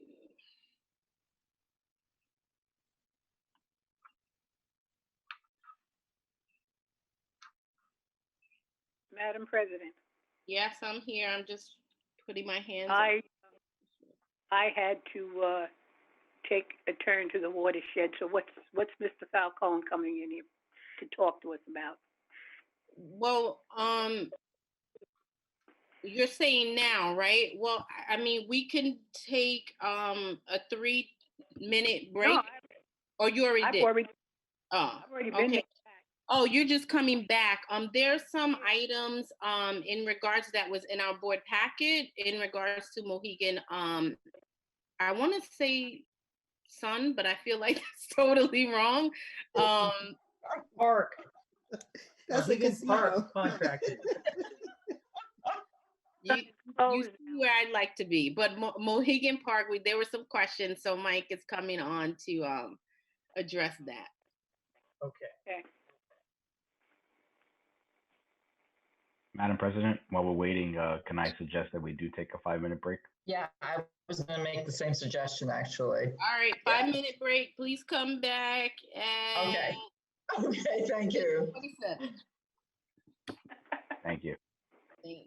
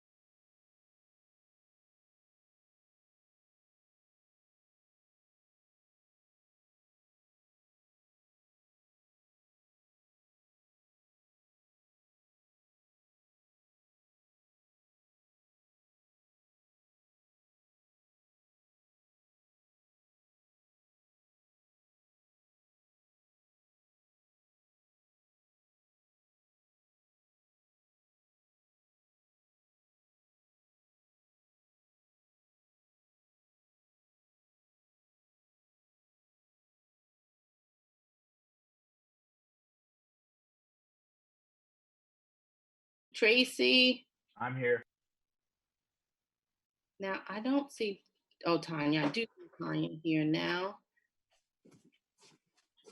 Testing 1 2 1 2. Anybody hear me?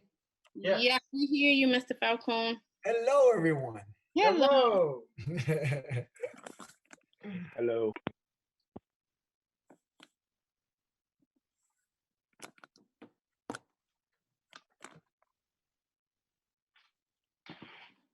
Okay.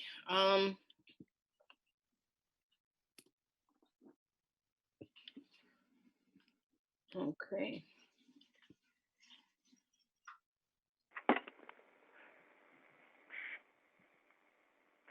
Are you there, anybody? Yeah, we're here. Okay.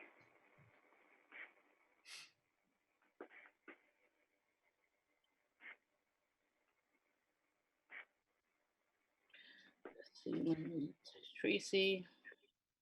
We are back. And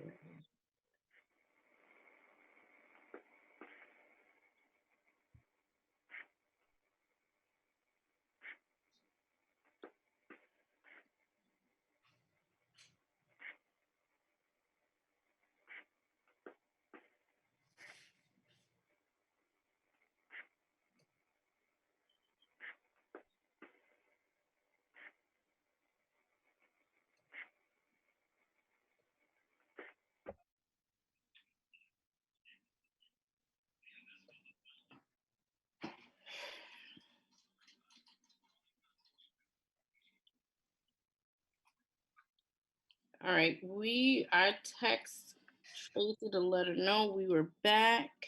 Oh no, I didn't text her. I texted her. Let me see. I did text her. I put it in group too.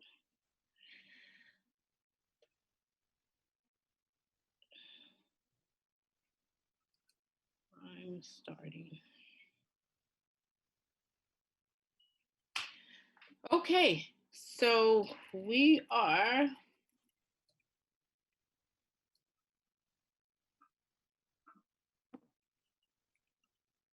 Okay, so we're at board action items, or discuss, sorry, let me take that back. Discuss the facilities. All right. So I know we've had like quite, I know I've had questions in regards to some of the Mohegan Park items, but if you can just, elaborate on any of the current budget codes and any of the changes that we need to just get a status. Where is that, the whys? And everything like Are you talking about the? I want you to board approve to increase his yes. spending. Okay. Well, I would like to do what actually Matt Smith and I were talking about is replace the auditorium doors. Mm-hmm. Okay. And I would like to do it underneath this year's budget instead of next year's budget. Either way, I'm going to be doing the auditorium doors. Okay, because it has to be done. Everybody sees the conditions they're in. I think it's going to enhance the entrance.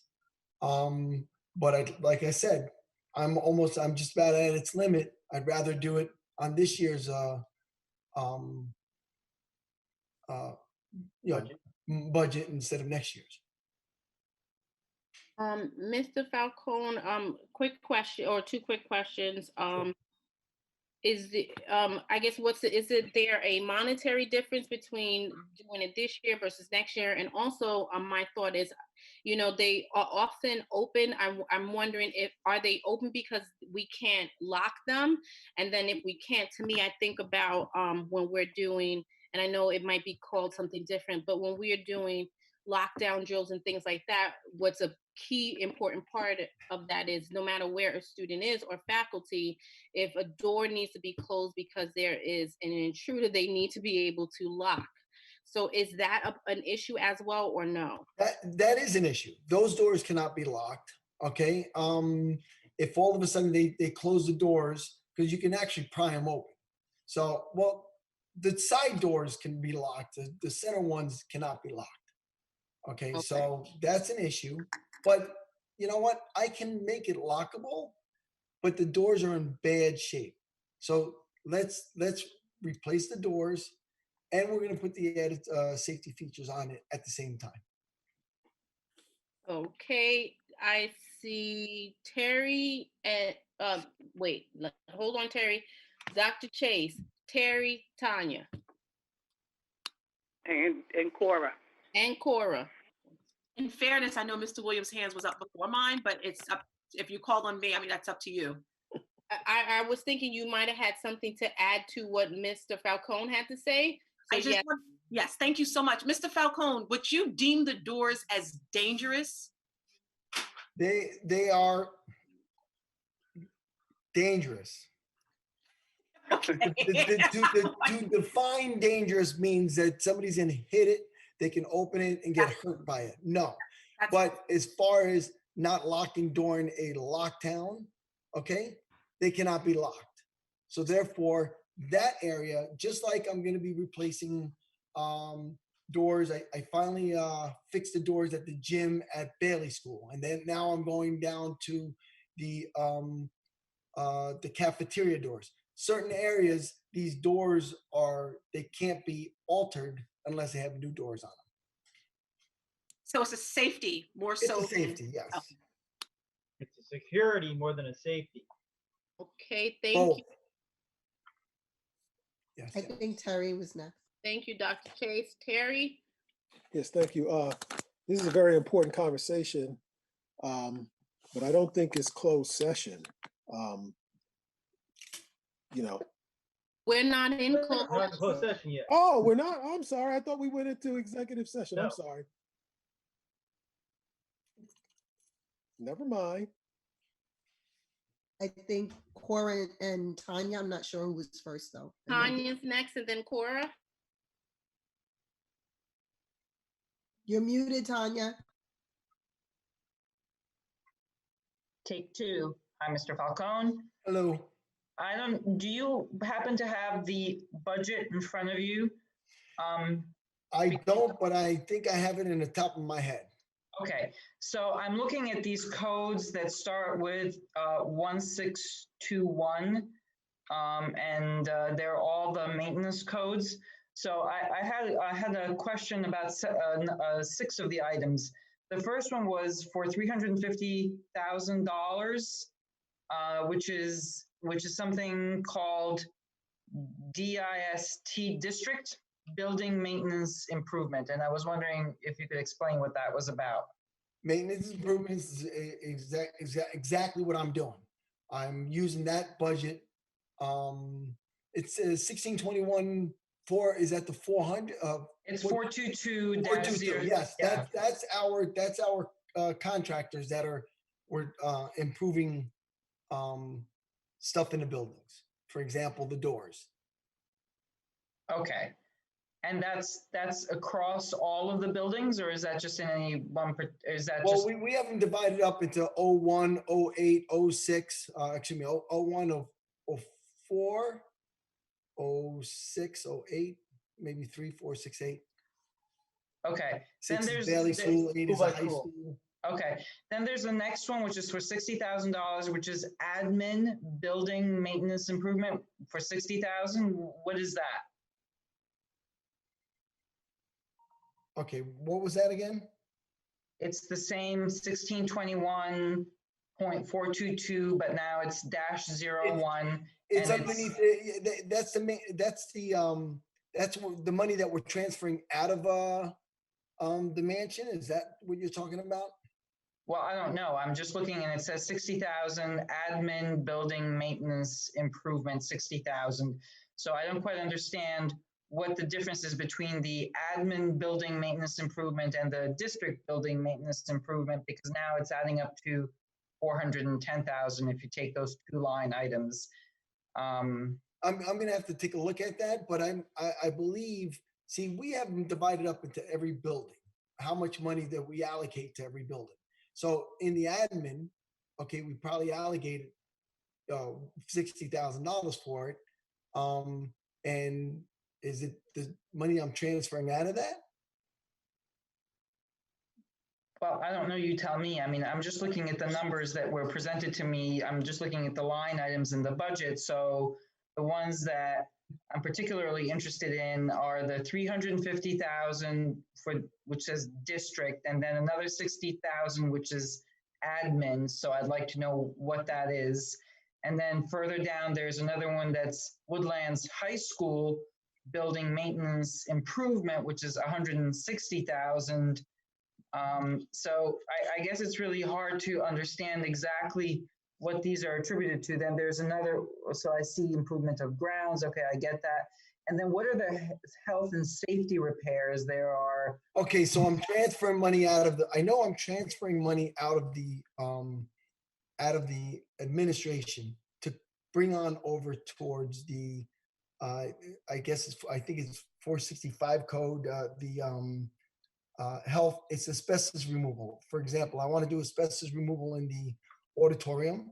Okay. Whoever put the chairs in back then, they only removed the asbestos where the chairs are being replaced. So I'd like to, take all the asbestos down the aisles, the front, as well as I have asbestos tile over at Bailey School.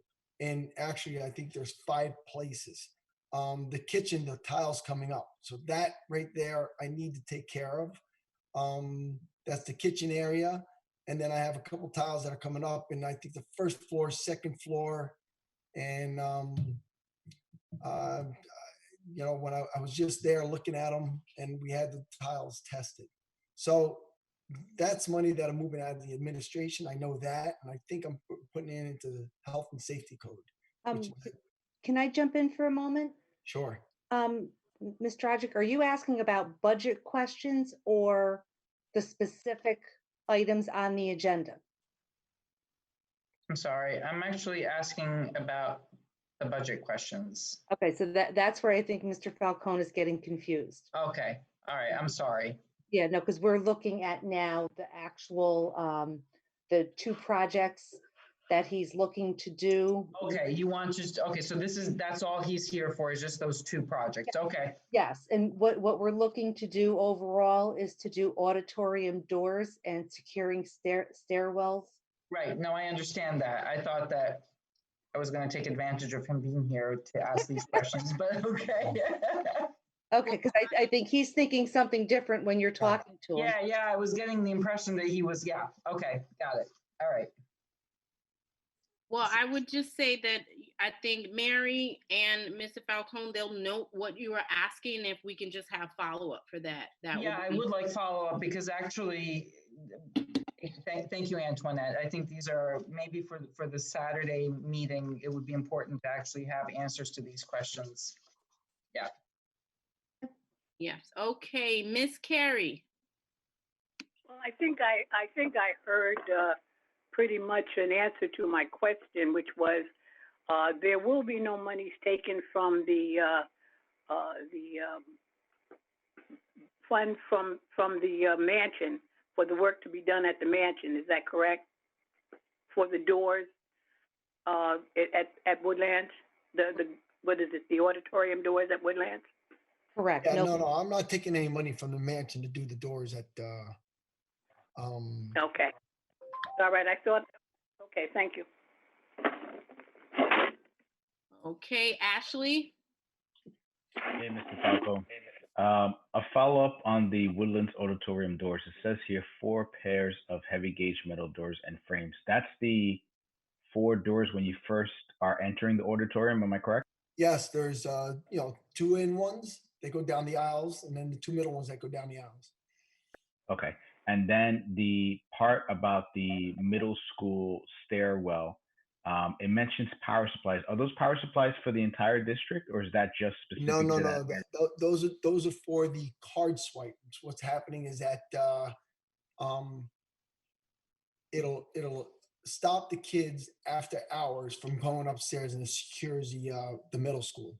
So in order to get up there, you need a card swipe, and then or an emergency, the police can get up there, but no one else can go up there. When we have functions, even on Saturdays, people wander in the building and we say, what's going on here? People are upstairs, second floor, third floor. So yeah, we want to secure these.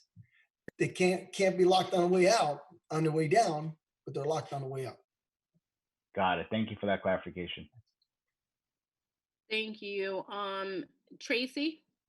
Mr. Falcone, I mean, has there been with the new changes and the new environment that we're in online, has there been like a hierarchy of what type of building stuff actually needs to be done? For example, while I think it's great to get the doors done now when there are no kids there, it's perfect time to do a lot of the construction. At the same time, if the kids are not going back right away, there's been all this talk about how the kids may be able to go back, looking at other countries and all of that, and we have not made any decisions here. But if we go back in a different way, will the doors still be prioritized to having those done first, or are there other things that we should look at getting done priority wise? Have you done that with the buildings, kind of prioritize what needs to Well, be done? the structure of the building has nothing to do with, the future of how you're going to teach or bring the kids back. Okay. I've been talking to Mary about the group chats that we have on all the districts in Westchester County of what's going on. I am also part of the group chat that's up in Dutchess and Ulster County as well. But we're all talking about maybe, what we have to get ready, whether disinfecting and how we're going to introduce the kids back in, and how we're going to introduce the staff back in. That's been an ongoing discussion. But right now, the school is shut down. Let me be a little bit more specific with you, Mr. Falcone. If we're not able to congregate in large groups, i.e. use the auditorium for a group gathering of students or staff because of the COVID-19 health crisis, do we need to fix the doors for the auditorium? That's a question I can't answer because we don't know what the decision is going to be at upstate New York. Okay, if Cuomo says no more auditoriums in places, then we're going to abide by those rules. But are you going to? But I'm asking you if you prioritize building needs. I'm talking about things such as roofing, such as protecting the exterior of our buildings so that there's no water damage. But that is all capital projects. That is capital projects. That is capital projects. And that's why I'm asking you, are we looking at the possibility of moving monies away from things such as fixing the doors, security, we're talking about security as well and creating the secure vestibule.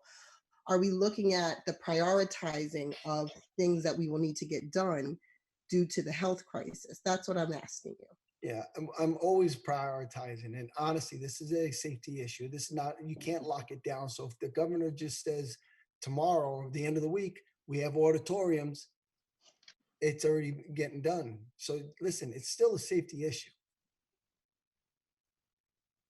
Okay. I think Mr. Falcone, I just wanted to follow up on one question. Is there a budgetary difference between doing it this year versus next year? No. Okay, great. No. You can do it this year. You can do it next year. The thing is, as I do with all the buildings every single year, I have a little bit of leftover money in one spot, another spot. I move it around, and that's all the projects that you've seen that I've done in the past, whether I've done new floors, whether I've done drop ceiling, whether I've done painting, whether I've done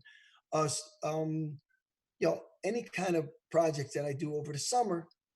I allocate, I look at my budget, see what's left over in each budget, and I transfer it over so I can go ahead and do these projects. The adjustments. Okay.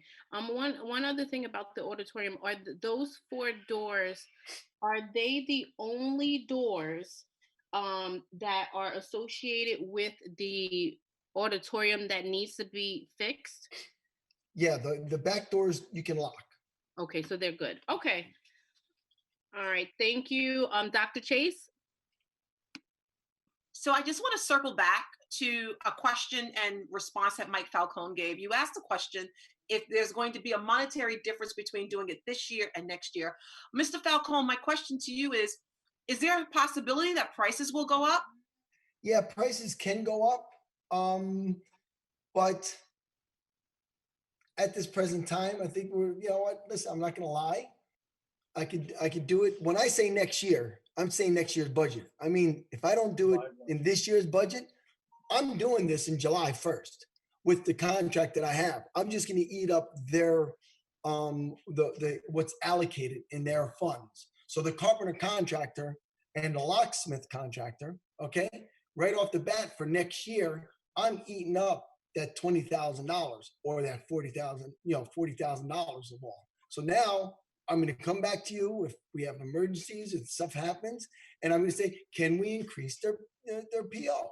Why? Because I used up their money. If we do it now, we save the hassle from later on. I'm starting from a fresh start. Okay, thank you. Are there any more questions? Because we've addressed the doors for the auditorium, carpentry. That's also for the auditorium doors as well? Yes, because what's going to happen is that where the doors are now, they are not standard doors. Okay, they're custom. So basically, they're set into the towards the auditorium. We're going to frame outside the auditorium. It's going to be equal with all the other panels that are on the outside. I think aesthetically, it's going to look really nice. So by bringing them out, we're going to get standard doors, and so the carpenter has to frame that whole area out. Oh, let me see. Okay, and I don't know how to. I'm sorry. Question. I'm sorry. Give me 1 second. Funds for carpentry and okay. Not Dr. Tracy. Tracy, you have something else about this? I do. I'm sorry. One final thing. I'm trying to pull this up on my phone because I don't know how to do it on the computer while I'm on the Zoom. I'm sorry. But I mean, I know you're talking about aesthetics and everything, Mr. Falcone, but can someone just give me the bottom line number for all of the repairs to the doors that we'll be voting on today? What was that? What's the final number you're asking for? For the carpenter? To do the doors overall. It's going to be about 25, 30, 5. If you give me a moment, I'm going to look it up in the Friday packet that I sent previously. Thank you. I can't pull it up. Thank you. It says 26,900. Is that it, Mary? I'm trying to pull it up right now. Mary, I have it. It's like page 4 and 5 of my packet. If I go to another screen on Zoom, am I going to stay on this thing? Can you guys see me if I'm here? I think it's 35,000. I'm trying to remember. 40,000. The overall cost for the high school auditorium doors, which includes locksmith and includes, let's see, our locksmith, East Coast Alarm to supply and install the doors, and Mohegan Park to remove and reframe the new doors. Oh yeah, I see Cost it. is 58,400, is estimated at 58,400. Yeah, do we need to do this right now? Well, I would think you would want to. If you don't want to do it now, I don't do it now. It's not, listen. No, Mr. Falcone, we don't want to do that. Yeah. I think what we're doing is, Mike, Yes. Mr. Falcone, I presented this to the board about 2 weeks ago in a packet, and then I re-presented it last week. And it's just a conversation that we're having, and basically just preparing them for repairs that are needed at the school. And eventually we will use the auditorium at some point, right? I don't know if we might use the auditorium when we come back to put kids in the auditorium to give them their new classroom assignments. I don't know, but we will have use for the auditorium. So this is just really a conversation. The board isn't voting on anything. It's just that we're ready to move forward. Yeah, so we're just ready to move forward with these repairs, and we're just basically making sure that the board understands, because we will be asking for budget increases. And so I just want you to understand what we're asking for and what we're doing. So Okay. yeah, Mike, we're just having conversation just about some much needed repairs at the high school. A few parents emailed me asking me about repairs, and so this is a great conversation that we're having. That's all. Mhm. All right. Dr. Chase, can you assure us that there is prioritizing with repairs to whatever building, not just the high school, but to the buildings with regard to what's needed right now versus, what maybe the track we were on before all of this stuff happened and removed us from the buildings? Sure, absolutely, and we will do that. I think we've been doing that, but we'll definitely prioritize. I will tell you, safety and security is number one. So when it comes to health, safety, security, those are our top priorities. Okay, thank you. You got it.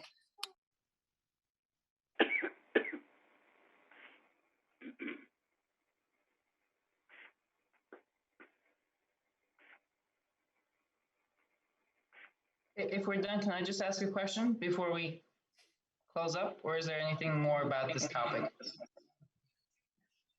I think we're done, but is Antoinette, are you there? I'm sorry. I am here. I just was looking at the agenda again here.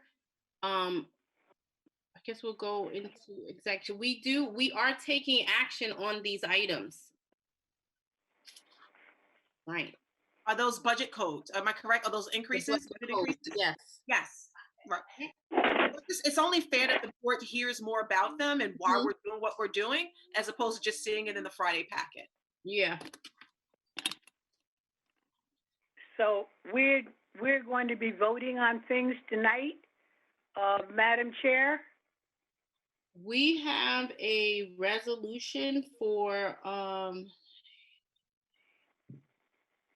the board action items, and those action items right now are the budget transfer codes, the business contract. Like we have a motion for that to approve these action items.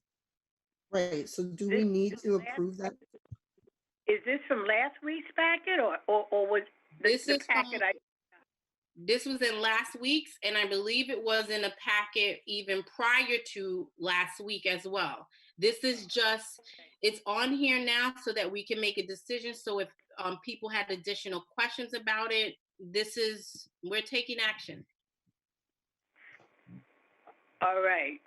So we have a regular meeting scheduled also, right? At the end of the month? On the next week. Next. I keep wanting to put it on the next week. It's on the 19th. Yes, on the 19th. We have, yeah, I thought so. So we're making decisions tonight about certain. See, I didn't get all of this, so I don't have it. I don't have the action things unless it was in last week's packet, which is foreign to me. So should I go get that and look at it? And see what's in there? Yeah, it was. You can take a look at it. It was in last week packets, and the packet, I believe, 2 weeks prior to that as well. All right. Okay. You can move on. All right. I am going to have us go into adjourn into executive session. Are we doing that right now? Miss Carey needs a little bit more time. We could come back out. No, I don't need a whole lot of time. So you're good to go, Miss Carey? Because I know you said you just wanted to look up some information. Yeah, I'm good. Oh, Connie, my apartment isn't that big. I don't have stairs and stuff. I can just walk from here to there and get what I need. Okay. So I'm fine. Okay, so let's go back up. So we are discussing, is there a motion to approve the board action items presented to the board this evening for approval? So moved. Is there a second? Second. Have discussion. Yeah, can we, I mean, I don't know, yeah. I just feel like we just had discussion, but I'm gonna ask this, we can have discussion for sure. If we can make it brief, it is now 9:19. So let's just be succinct in our responses. So you got one time. Go ahead, Tanya. Tracy afterwards. I just need clarity. Are we voting on the budget transfer specifically for the doors for the auditorium in the high school? Yes, what's on the agenda is what we're voting for. That's what I thought. That's why I was asking. I'm sorry, can we, I forgot the technical term. Can we vote individually on this? Hold the board. Poll the board, yeah.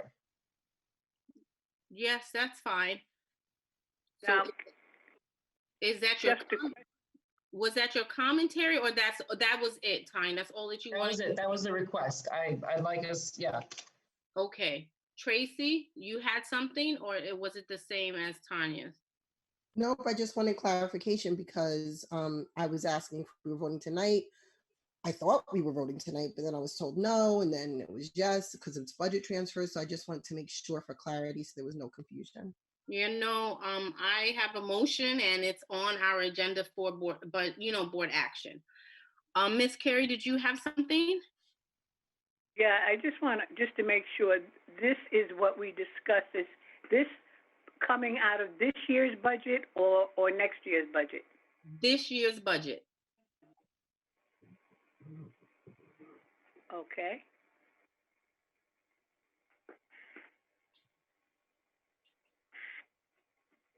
Okay.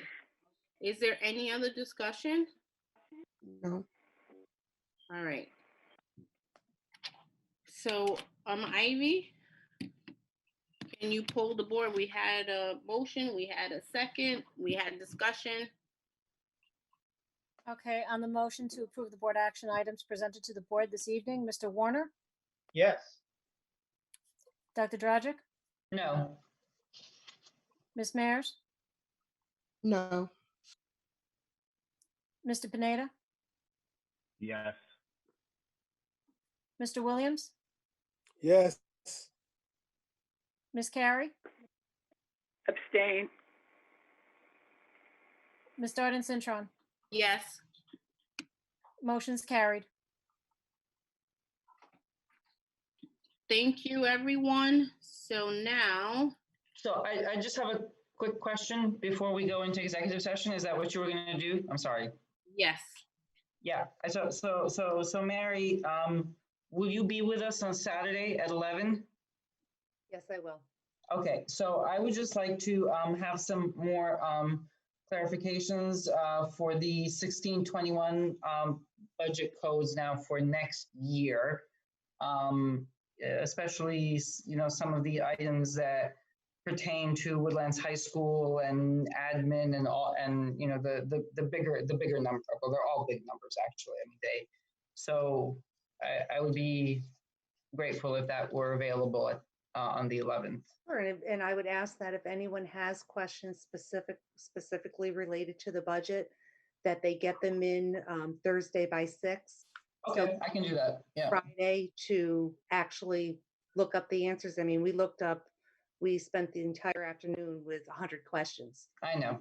Because they were coming in at 11:45, 11:59. So, in order for me to be better prepared, if we Sure. could get questions by Thursday at 6. And that's the budget 2020, 2021? Yes. Yes. What I would also, add to that, I know that, everyone's schedule, and I'm talking about like our community as a whole, can be very different. But like even today, we received questions at, I think there was something like that was a minute to 12. We received some afterwards. even if we set the time at 6, if we could just be mindful that there's a lot going on, a lot of work that is being done.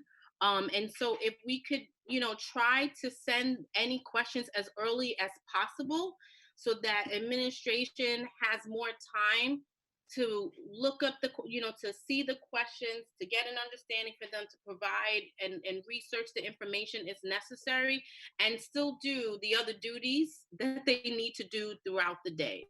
I think that would be greatly appreciated. Okay.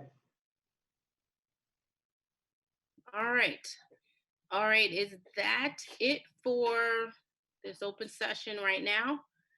Can I get a motion to, I'm sorry, give me 1 second.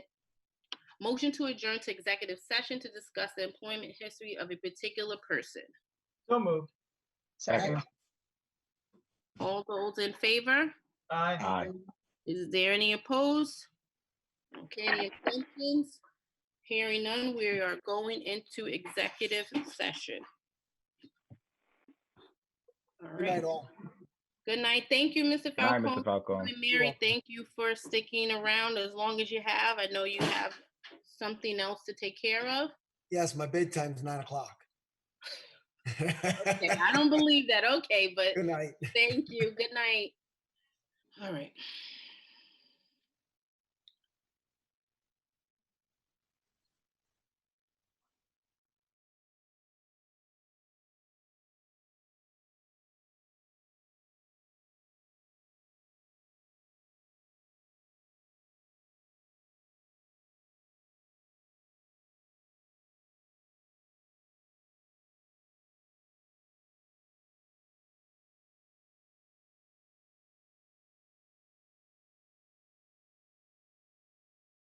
So we did the board action items already. So we're just adjourning. That is it. Okay, can I get a motion to adjourn the meeting? So moved. Second. All those in favor? Aye. Aye. Anybody opposed and wants to stay? Any objections? Have a good night. Bye-bye. Good night, night, everybody. everybody. This is adjourned. Thank you. Good night. Good night. Good night.